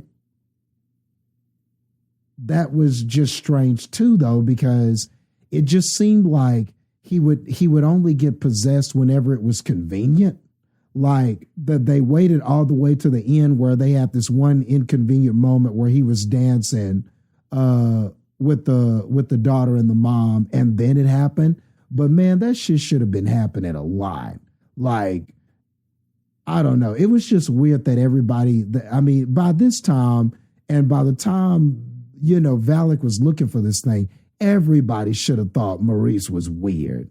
Everybody should have been treating him like that weirdo that comes around and is wandering up in different places and stuff. And, you know, I don't know. I just feel like the vibe of him would have been a lot different. I don't know if there would have been this mom and daughter, like, you know, looking to bring him into the fold and stuff. I just think he would have been weird walking around, cackling and pop locking and looking for shit. I don't know. I just feel like they would have been like, this dude is hella weird, you know? Like, I don't know. I just think that was a missed opportunity. Then I agree with you, Heather, about the stuff with Deborah, the nun, coming along for the adventure to be the Robin to the Irene Batman. That was so, like, that was just so forced and just felt so contrived. Like, she's there. She's like, you need somebody to take care of you. Like, why would the Irene from the first movie even agree to take this young, inexperienced nun who she just found out really was forced to come there, didn't really want to be there, was forced to be there by her parents, didn't really have like a faith, the faith that she needed, because that was a conversation they talked about. Why would you want to put this young nun in danger? Why would you want to put her in danger after you saw hella nuns die in the first film, and all of those people that got sacrificed, and one nun had to hang herself just to be prevented from being possessed and all this stuff. You knew about all of this stuff in the first movie. You just think that she would have just emphatically said no. Like, it wouldn't have been like, why are you here? Take care of you. You shouldn't be here, but I really want to. Oh, okay. Like, she didn't fight her at all, and just so the movie could happen. But I just don't feel like the character would have done that. I mean, they had moved away from each other. She had changed her identity and they had come up with this story about what had happened to her to hide the truth from people. Like, that's how much they didn't want people to know about this incident. And then you just let somebody come along like that. Like, that made absolutely no sense to me. And it was just in here so that we could have that other character in here. And like you said, even still, that Deborah character. So, I mean, I guess the arc was her having faith, but still, it really didn't feel like that, because the only reason why she bought in was because she saw all this shit. I don't know how that was a test of faith, like when all the shit's happening. So of course you're going to believe it. Like, I don't know what the test of faith is other than the faith that we'll get out of this situation, like the faith that we can beat. Yeah. Like, you saying that, it basically, it just feels like nothing was earned. Like, none of the things that happened was earned here. It was just like, it was one thing and then it was another throughout this whole movie with everything. Nothing was earned. Nothing was built up to mean anything. Like the relationships and the responses to things, nothing felt earned. Yeah. Can we also mention that this is like the most monotoned movie ever? Like pacing wise, thematically, just everything about it is just monotonal. Like, this is the slowest movie that's ever been made. And it's just because there is not a single bit of, like you said, Heather, tension. There's no tension. There's no, there's no lightheartedness. There's nothing to like ebb and flow your emotions whatsoever to create tension, to ease tension, to pace it properly. This movie is just like, you just go, and it goes at just 5 miles an hour for 9 days. Yeah. It's almost like, it was like they said, okay, we've got a collection of scary scenes like that are in other movies that build tension. But this is like somebody not understanding that it's how those scenes are constructed together. It's how the story is told that ultimately makes the scene a suspenseful scene. Like you can't just say, okay, in this other movie that worked, this character was walking down a dark hallway. Or the first Conjuring, they're walking down a dark hallway, or they're in a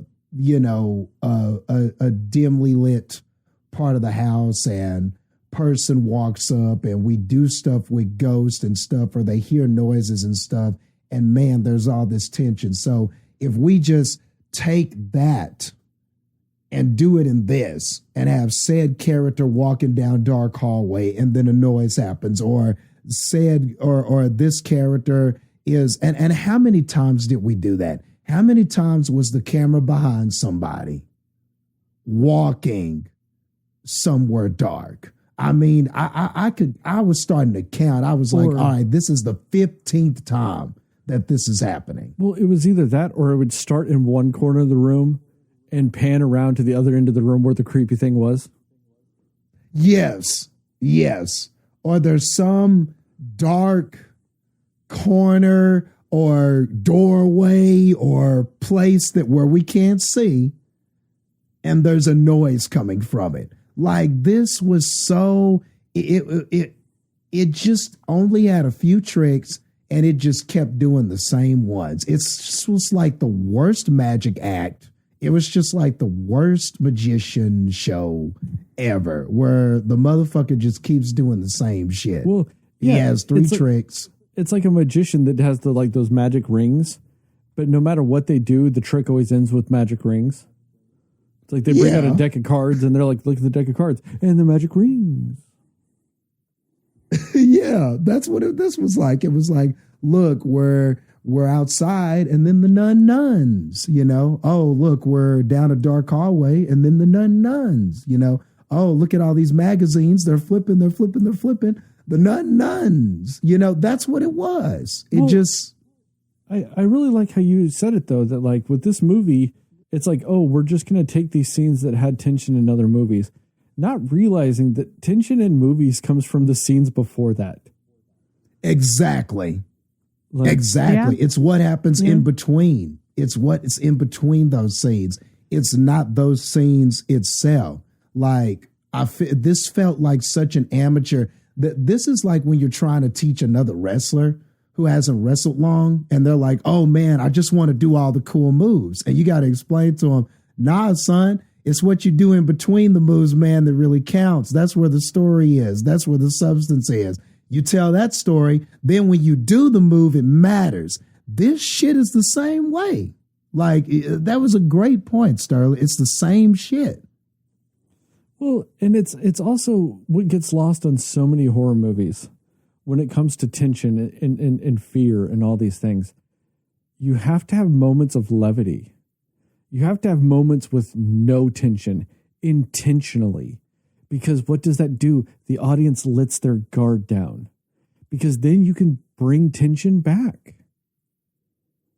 Like that's the movies with the most tension are the ones that make you forget to be tense so they can make you tense again. Because being tense the whole time, you get numb to it. Or having no tension the whole time, you're just numb to the whole thing. It's when you can let your guard down and re-get the tension. That's where you succeed. That's when people go, oh, that was a tense movie. If you look at something like The Descent, they'll be doing shit and it's kind of creepy and it's kind of scary, but then they'll do something and everybody laughs. Everybody's like, oh yeah, you remember this? Oh, haha. This is just like that time and, this other play. Like, you do those types of things to relieve the tension. So when you bring it back, it counts again. You stop your audience from just becoming numb to everything. And this movie didn't even try to do that. It doesn't. And it's just so sad, because like you're saying, all these other horror movies that work have examples of what you just said. The Others has that, where it eases the tension, makes you forget. Talk to Me had it, where we're having this drug party, boom, boom, boom, boom, boom. And then all of a sudden we are hit with just this very gory, ultra violent, horrible thing that happens in the midst of what seemed like, for the most part, we were having a good time. And we were just, interacting with people and, your guards down a little bit. And then it thuds you over the head with it. And you're like, oh, shit. There are countless examples of good horror movies getting it right. Well, and it's even on top of that, you add in elements of sadness in those, especially in The Others and Talk to Me, you add elements of sadness.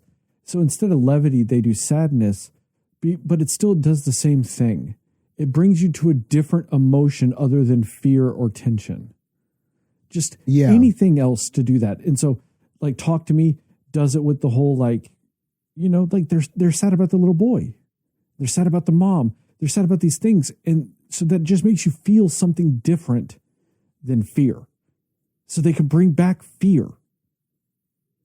Yeah. Yeah. And I feel like that's sort of, and just because I recently rewatched this, but The Sixth Sense, I think, is good at doing that too, to be honest. It has those moments where it's the family drama or the family sadness of dealing with what's going on.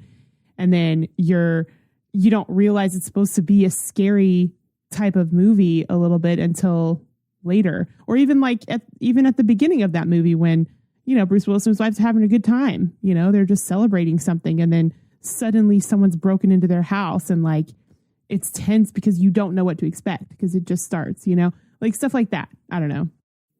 Well, yeah, but also in The Sixth Sense, you have the scenes where Toni Collette and Haley Joel Osment are just being a normal mother and son. Yep. They're laughing, they're giggling, they're doing shit. And then they're all living of a sudden, life. Yeah. And then all of a sudden, every drawer in the house is open. Exactly. And so it brings you out of it for a second. Because it's oh, look, happy family, fuckedness. A little boy's trying to go to the bathroom and suddenly ghosts. Yeah. Yeah. And maybe not as well as The Sixth Sense, but even the first Conjuring did that better. How do we get so far away from just copying what works? The tension of that clap scene? Are you kidding me? That was super tense when I first watched that. Yeah, but that's why the first Conjuring, that's why all this shit caught the way that it did. And that's what people say about the first Conjuring movie. All it did was just took a bunch of old techniques that are tried and true techniques, and they just sort of did them their way with this family and this house and everything like that.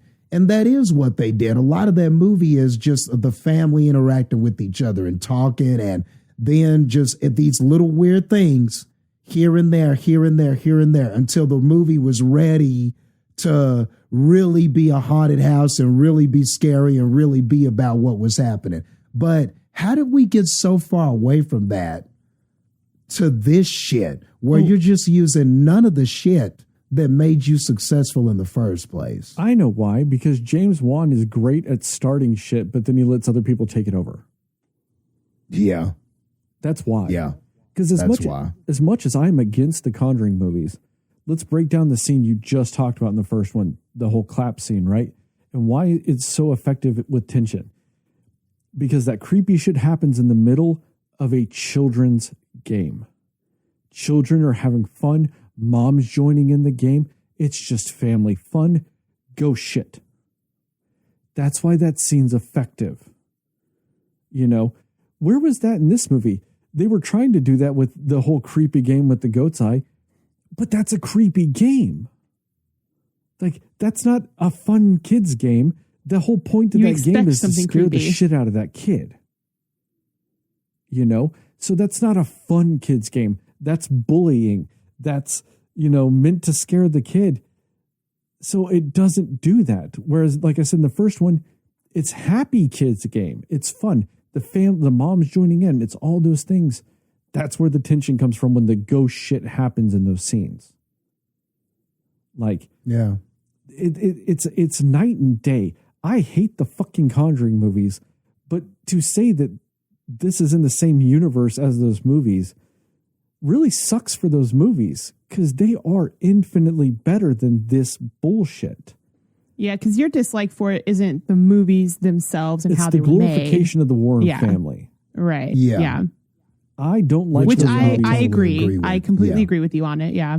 And that's why I can't enjoy those movies, even for it just being a simple horror film. It's a glorification of some con artist assholes that preyed on people that were at their lowest and needed actual help, and they're being preyed upon by vultures.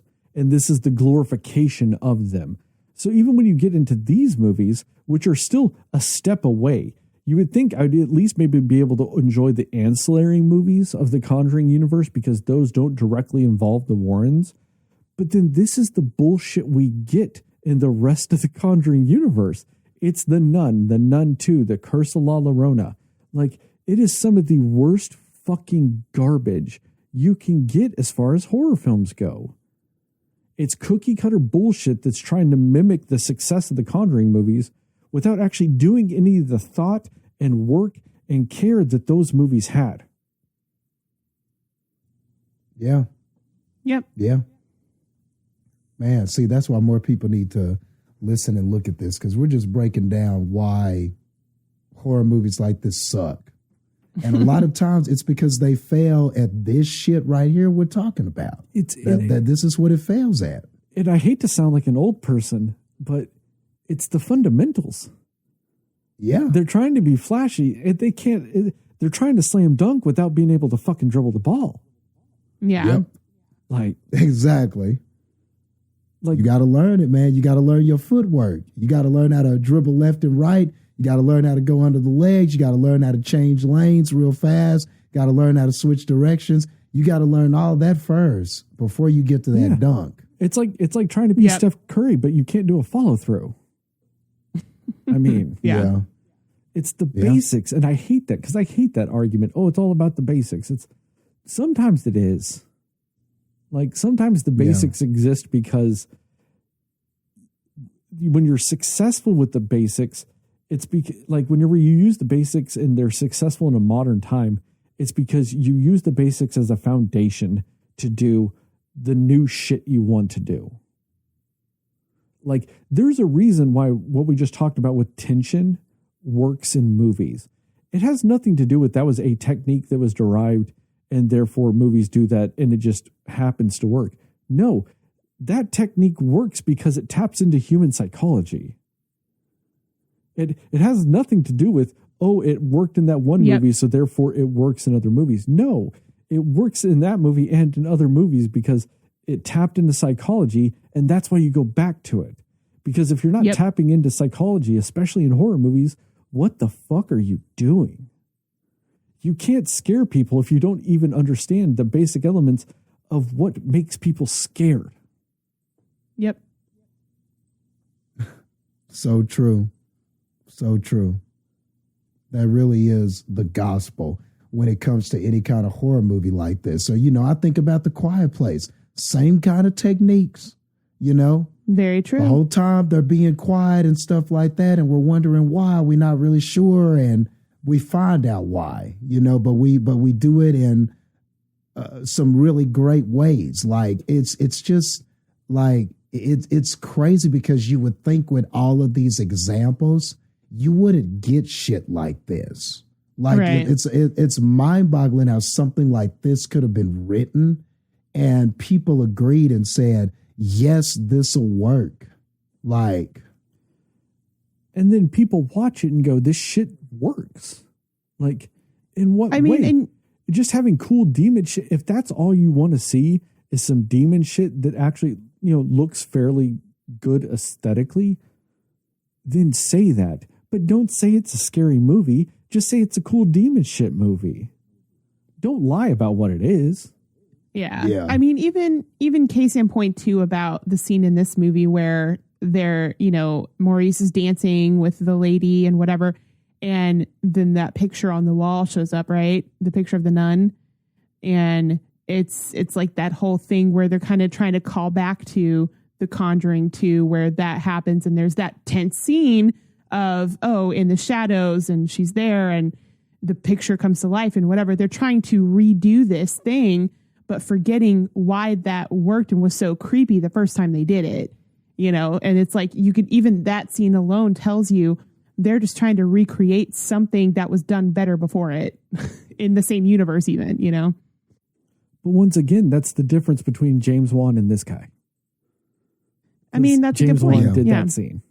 James Wan does what he does, and it's good stuff. Yeah. I mean, it's just one of those things. There's some people I know that saw this movie, and, you know, they'd even joked about, like, typically, you know, like jump scares and all this other stuff kind of gets to them, and like all this other stuff. But then they saw this movie and they were like, oh, it didn't even do any of that. It's kind of like what you were saying, Heather. Like me. It's like, yeah. Oh, I get jump scares out the ass, and you didn't even do that. Like, and I'm not a hard audience for that at all. Like, you can't grasp jump scares. Your movie has so little, that is the bare minimum of tension needed in a horror movie to get a jump scare, because there is not a single jump scare in the last 27 years that has ever actually surprised anybody. They don't surprise people. You know it's coming, but that's still part of why you jump. It's the anticipation. You know it's coming. Yep. Because there's always the visual, there's always the sound, there's always something that cues you in that you're gonna get a jump scare. And sometimes you'll still jump just because it's you're building it. The movie doesn't even need to build it itself always. It just needs to get you to build it yourself. You build the anticipation, and then it's that release of anticipation. Even if you're not actually scared, it's just the movie telling you release. And you release. It's that. This movie can't even do that. It can't even just do somebody walking across the screen and going, oh, that is the most basic jump scare that has ever existed. Steve walking across in front of the camera. Right. And they couldn't even do that in this movie. And they want to act like this is a deep, integral part of lore. You're a fucking horror franchise and you can't scare people. Your movie's not deep and integral to shit. And I feel like they did rely on, like, in this movie, it's like they forget that there's other ways to do, like, scary things than just the jump scare stuff. Like, I think about even, I mean, say what you want about that movie, The Strangers. I didn't mind that movie, but the silence that they use in that movie, and in the background, you see these things happening. You see these people just kind of creeping in, and she doesn't know because there's just silence all around. That alone, when there's just quietness everywhere, builds so much tension as well. And it's almost like this movie, I don't know, I think there were maybe moments they tried to do that, but they just relied way too much on, like, let's just do loud things out of nowhere, or, you know, stuff like that. And it just, it's not even that it was out of nowhere. They telegraphed every one of them, but they didn't even give you enough time to get scared, to build, like I said, And maybe they didn't that's give what you it enough is. time Yeah. to build your own tension. That scene when she's Right.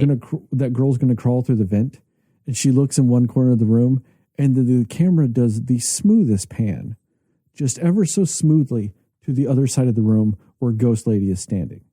Like, at no point was there tension in that, because it takes place over like 5 seconds. Yeah. You don't they give don't your give you audience enough time. enough time. At least do this the fucking stereotypical thing of starting in one corner of the room, you go to the other corner of the room, there's nothing, and then when you pan back, bam, something. Do that at least. Yeah. That is And I think that's what I mean by out of nowhere needed. is like, yeah. And I think that's what I mean by like out of nowhere is they're expecting you to feel scared out of nowhere because yeah, they don't give you enough to feel like that's earned. Like, and the sad thing about this is it's lazy. Like, that's the thing. You don't even really feel like they genuinely tried when you come out of this movie, because it just feels like they just went in and shot some shit and went, hey, we got a movie for you. Like, you don't get that feeling of like, at least they tried. Yeah. And like this, and you just really don't. Like, you had all these characters and none of these arcs seem to coincide. I mean, why don't we just have one theme? Okay. Maybe your theme is faith. Let's have all of the characters having some sort of crisis of faith in a different way. Maybe Maurice, it kind of knows he's possessed, but he has no faith that he can overcome this. Maybe that would coincide with Deborah not having some faith in the religion. Maybe Irene is lacking faith because she's like, I thought we got rid of this thing and now it's back. Can we possibly, am I capable of this? Like, why can't we have a theme that coincides with all the characters so that we can all kind of relate? So that way, whether you're non-religious, religious, whatever, maybe if faith is your theme, even if it's just faith in yourself, that's something everybody can understand. Or like, you told me that the nun feeds off the fear of other people. You told me that the reason why the nun does these things and the way the nun is able to scare you is that it feeds off your fears and everything like that. So why did we turn into Big Nunisher at the end of this? What about turn into a giant Rita Repulsa, Power Ranger, make my monster grow at the end of this? Why were all the characters on screen afraid of a big nun? Is that what everybody is afraid of? Like, why didn't we go back to the theme of fear and try to do something with that at the end? Like, it's just like you said, this was just the most bare bones, lazy, and just very misguided. It's like we said, it's a collection of things you see in other horror movies that are successful, but they didn't understand what made those things successful. Yes, in some movies, when the monster or the demon gets big, it can be a good thing, but not in this shit. When this demon is supposed to be about playing tricks on your mind, like, well, you brought up a really good point, Jastin, of Sister Irene in this movie. At no point does she think she's going to lose to the nun. yeah, Like, why not? You thought you beat this nun. She killed a whole convent, and you feel like you got out by the skin of your teeth. And she just goes into this like, nah, we're going to do it. At no point does it ever feel like she feels like they're going to lose. Even when she's fucking lit on fire, she never gives the impression of like that waning confidence. And how much more interesting that would have made the movie if she showed up and sees Frenchie and just instantly knows it's like, I think that whole nun in the pictures thing, you save that for later in the movie or something, because have her go there. And yeah, like there's hints that it's phallic, but seeing Frenchie there be what fucks her psychologically, like show up and go, we didn't do shit to stop phallic. All we did was put phallic in, like have that realization of, like, I know that was partially what they did, but they didn't really nail it, you know, because the whole time she's traveling there, it's all, hey, Valak's here, gonna go see Valak again. And then she finds out it's Frenchie before she even gets there. Like, no, have her get there and see Frenchie and get this sinking feeling that she's up against something that she didn't really put a dent in before. Yeah. And why wasn't she blaming herself more for what happened to Frenchie? Like, that happened to you saving me. Like, how come there wasn't some sort of crisis that character was having because of this? Like, it just felt like if you did that, like you're saying, it would have just tied in better with everything. But this is just people with inferior skills and going, you know, what's the bare minimum that we can do to get the nun on the screen a second time and hopefully make some money? But it's like you said, man, nobody was trying. If three regular motherfuckers can sit here and come up with better ideas, then that's just a lack of effort. Like, it's just a lack of effort. Yep. And weirdly enough, this guy has directed the three worst films in the Conjuring universe to me. I mean, outside of the first Nun, but he directed The Curse of La Llorona, The Conjuring 3, and The Nun 2. This guy is hell-bent on destroying everything that James Wan has created. Yeah.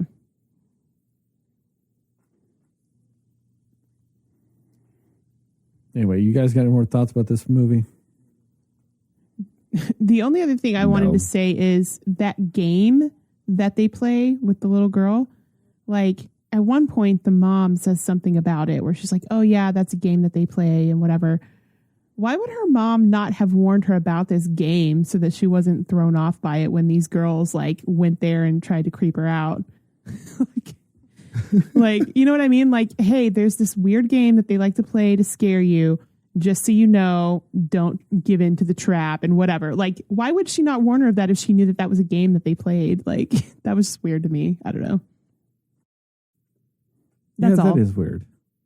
Like, if the mom knew that game exists, why wouldn't she go, look, somebody's probably going to get you to do this. It's the light. Don't be actually scared of this whole fucking goat thing. It's dumb. Yeah, and the fact that when, you know, she was locked in there and she gets out and she's like, what happened? What happened? And it's like, if you know that's where they play the game, you probably know what happened. Yeah. Like, why are you, like, if you know this? that's where the goat game happens, like, right. If you know your daughter just got out of the goat room, don't be like, what happened in the goat room? Like, why are you already freaked know? out? Yeah. That is a really good point. Like, who does that? Like, and then, like you said, act surprised that her daughter was scared of the goat room. They might as well just not had her even say the line that she knew about that game if they were going to just play everything else out how they did. Yeah, no, that's true. Well, hardly anybody was really acting like a person, like that kid. Right. When Sister Irene walks up to him and goes, hey, you were the one that were there. You saw the demon, right? He was like, yeah, I hella saw that demon. And then just ran off. Right? She was like, hey, little boy, did you see the demon? And he saw, I fucking saw the demon. And she goes, oh, goodbye. Yeah. I'm going to go now. Also, See ya. why were they trying to act like those kids were playing soccer? Like, they weren't at all. Like, they were just chasing a ball. Yeah, they were just chasing this ball. Just running. Oh, yeah. And Yeah, and then there was the one little kid that did get killed, right? There was the one little kid that, like, by the priest that was I want to say it was close to the beginning. They had the little hat on, you know, I don't know. There was a little kid, and then they were chucked up against the. No, that was the little boy. Oh, was it? He didn't die.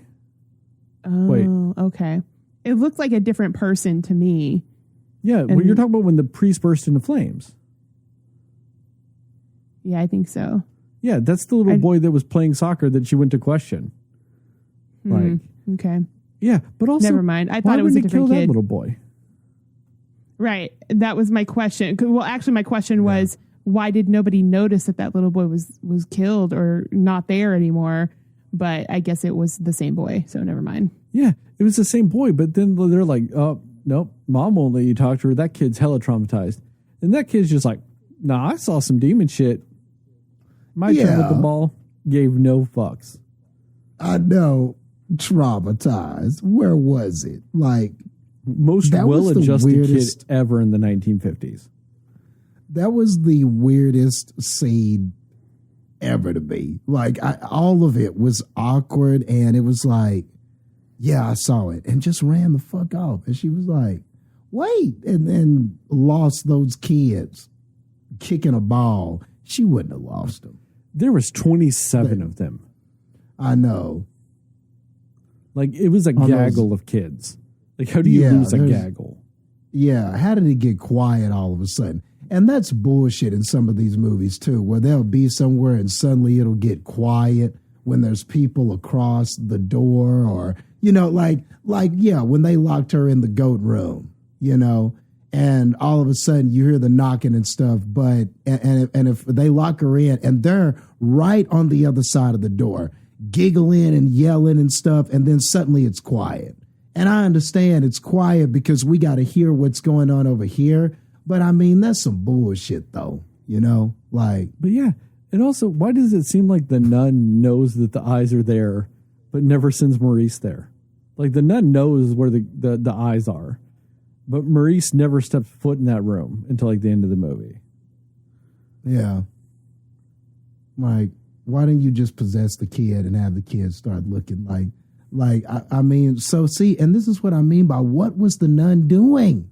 Like, I don't know. Why was the nun scaring people? Why are you doing it?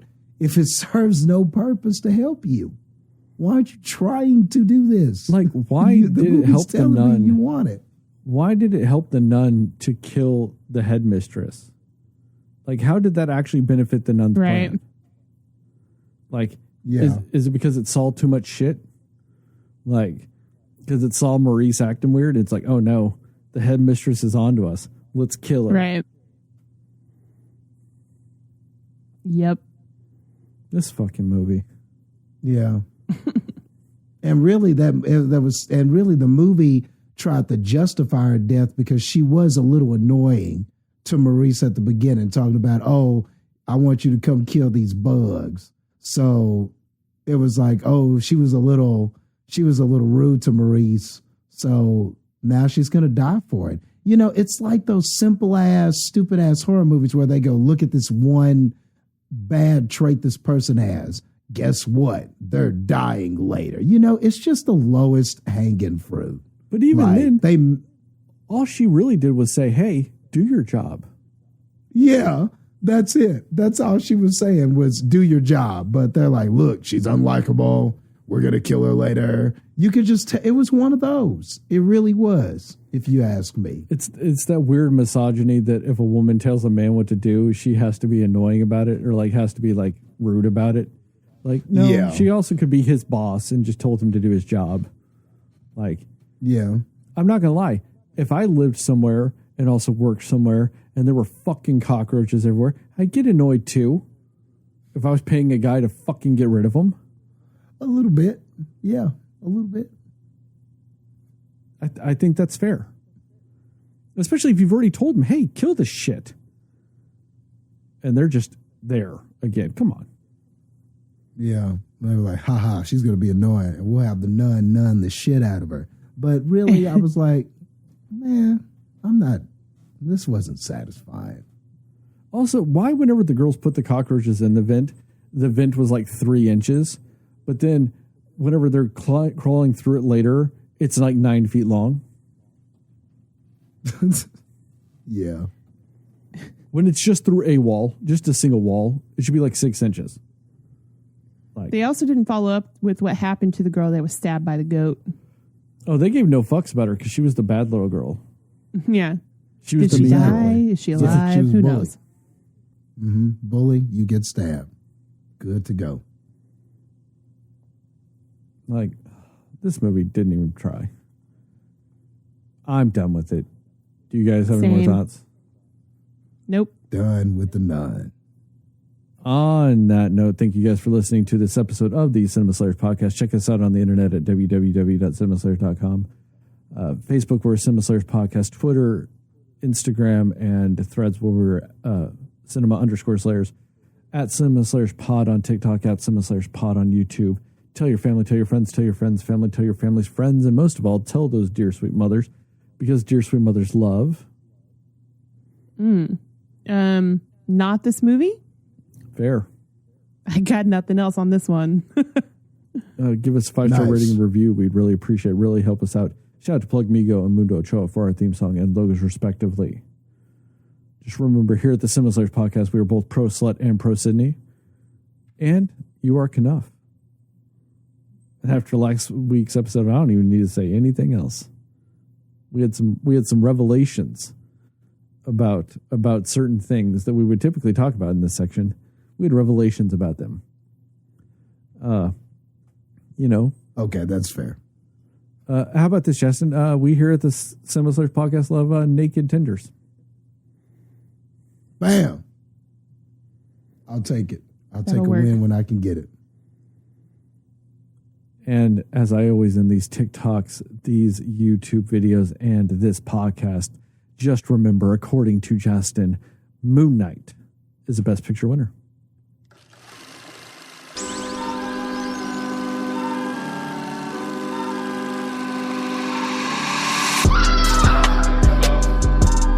Somebody will listen to me.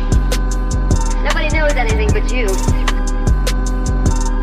All right. Are you ready? Yes. Come on. Cinema Slayers. I'm still jealous that Heather came up with Super Saiyan, and I didn't. But that was pretty tight. That was pretty official. So I'm proud of that one. Yeah, I thanks. think that's what I'm calling the big nun from now on. Yes. I kept wanting to do something with Super Shredder, but it would have always ended up being Super Nun in my head. And I was like, that's a boring one. I could have called her Super Turbo Nun HD Remix. That's a Street Fighter reference, Heather. Street Fighter. Ah,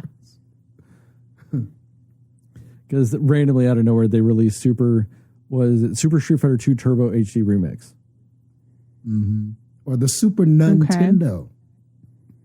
Oh, yeah, the Super Nintendo. That's not Nintendo bad. 64. The Nintendo 64. That's a little bit better than the Nintendo GameCube. Yeah. Which, if we get another one, that's what it's going to end up being. It's going to be like the Nintendo 3DS. Yep. Now that's going to be stuck in my head as just nun buns. Yep, that's it. That's what I wound up doing. I just went down this rabbit hole in my brain and was just laughing to myself the whole time because there was nothing to laugh at in the movie. I really like the wasn't Army even- of Nun. I did like that one. Yeah. Yeah, that was pretty solid. This fucking movie. I know. All right, I'm out.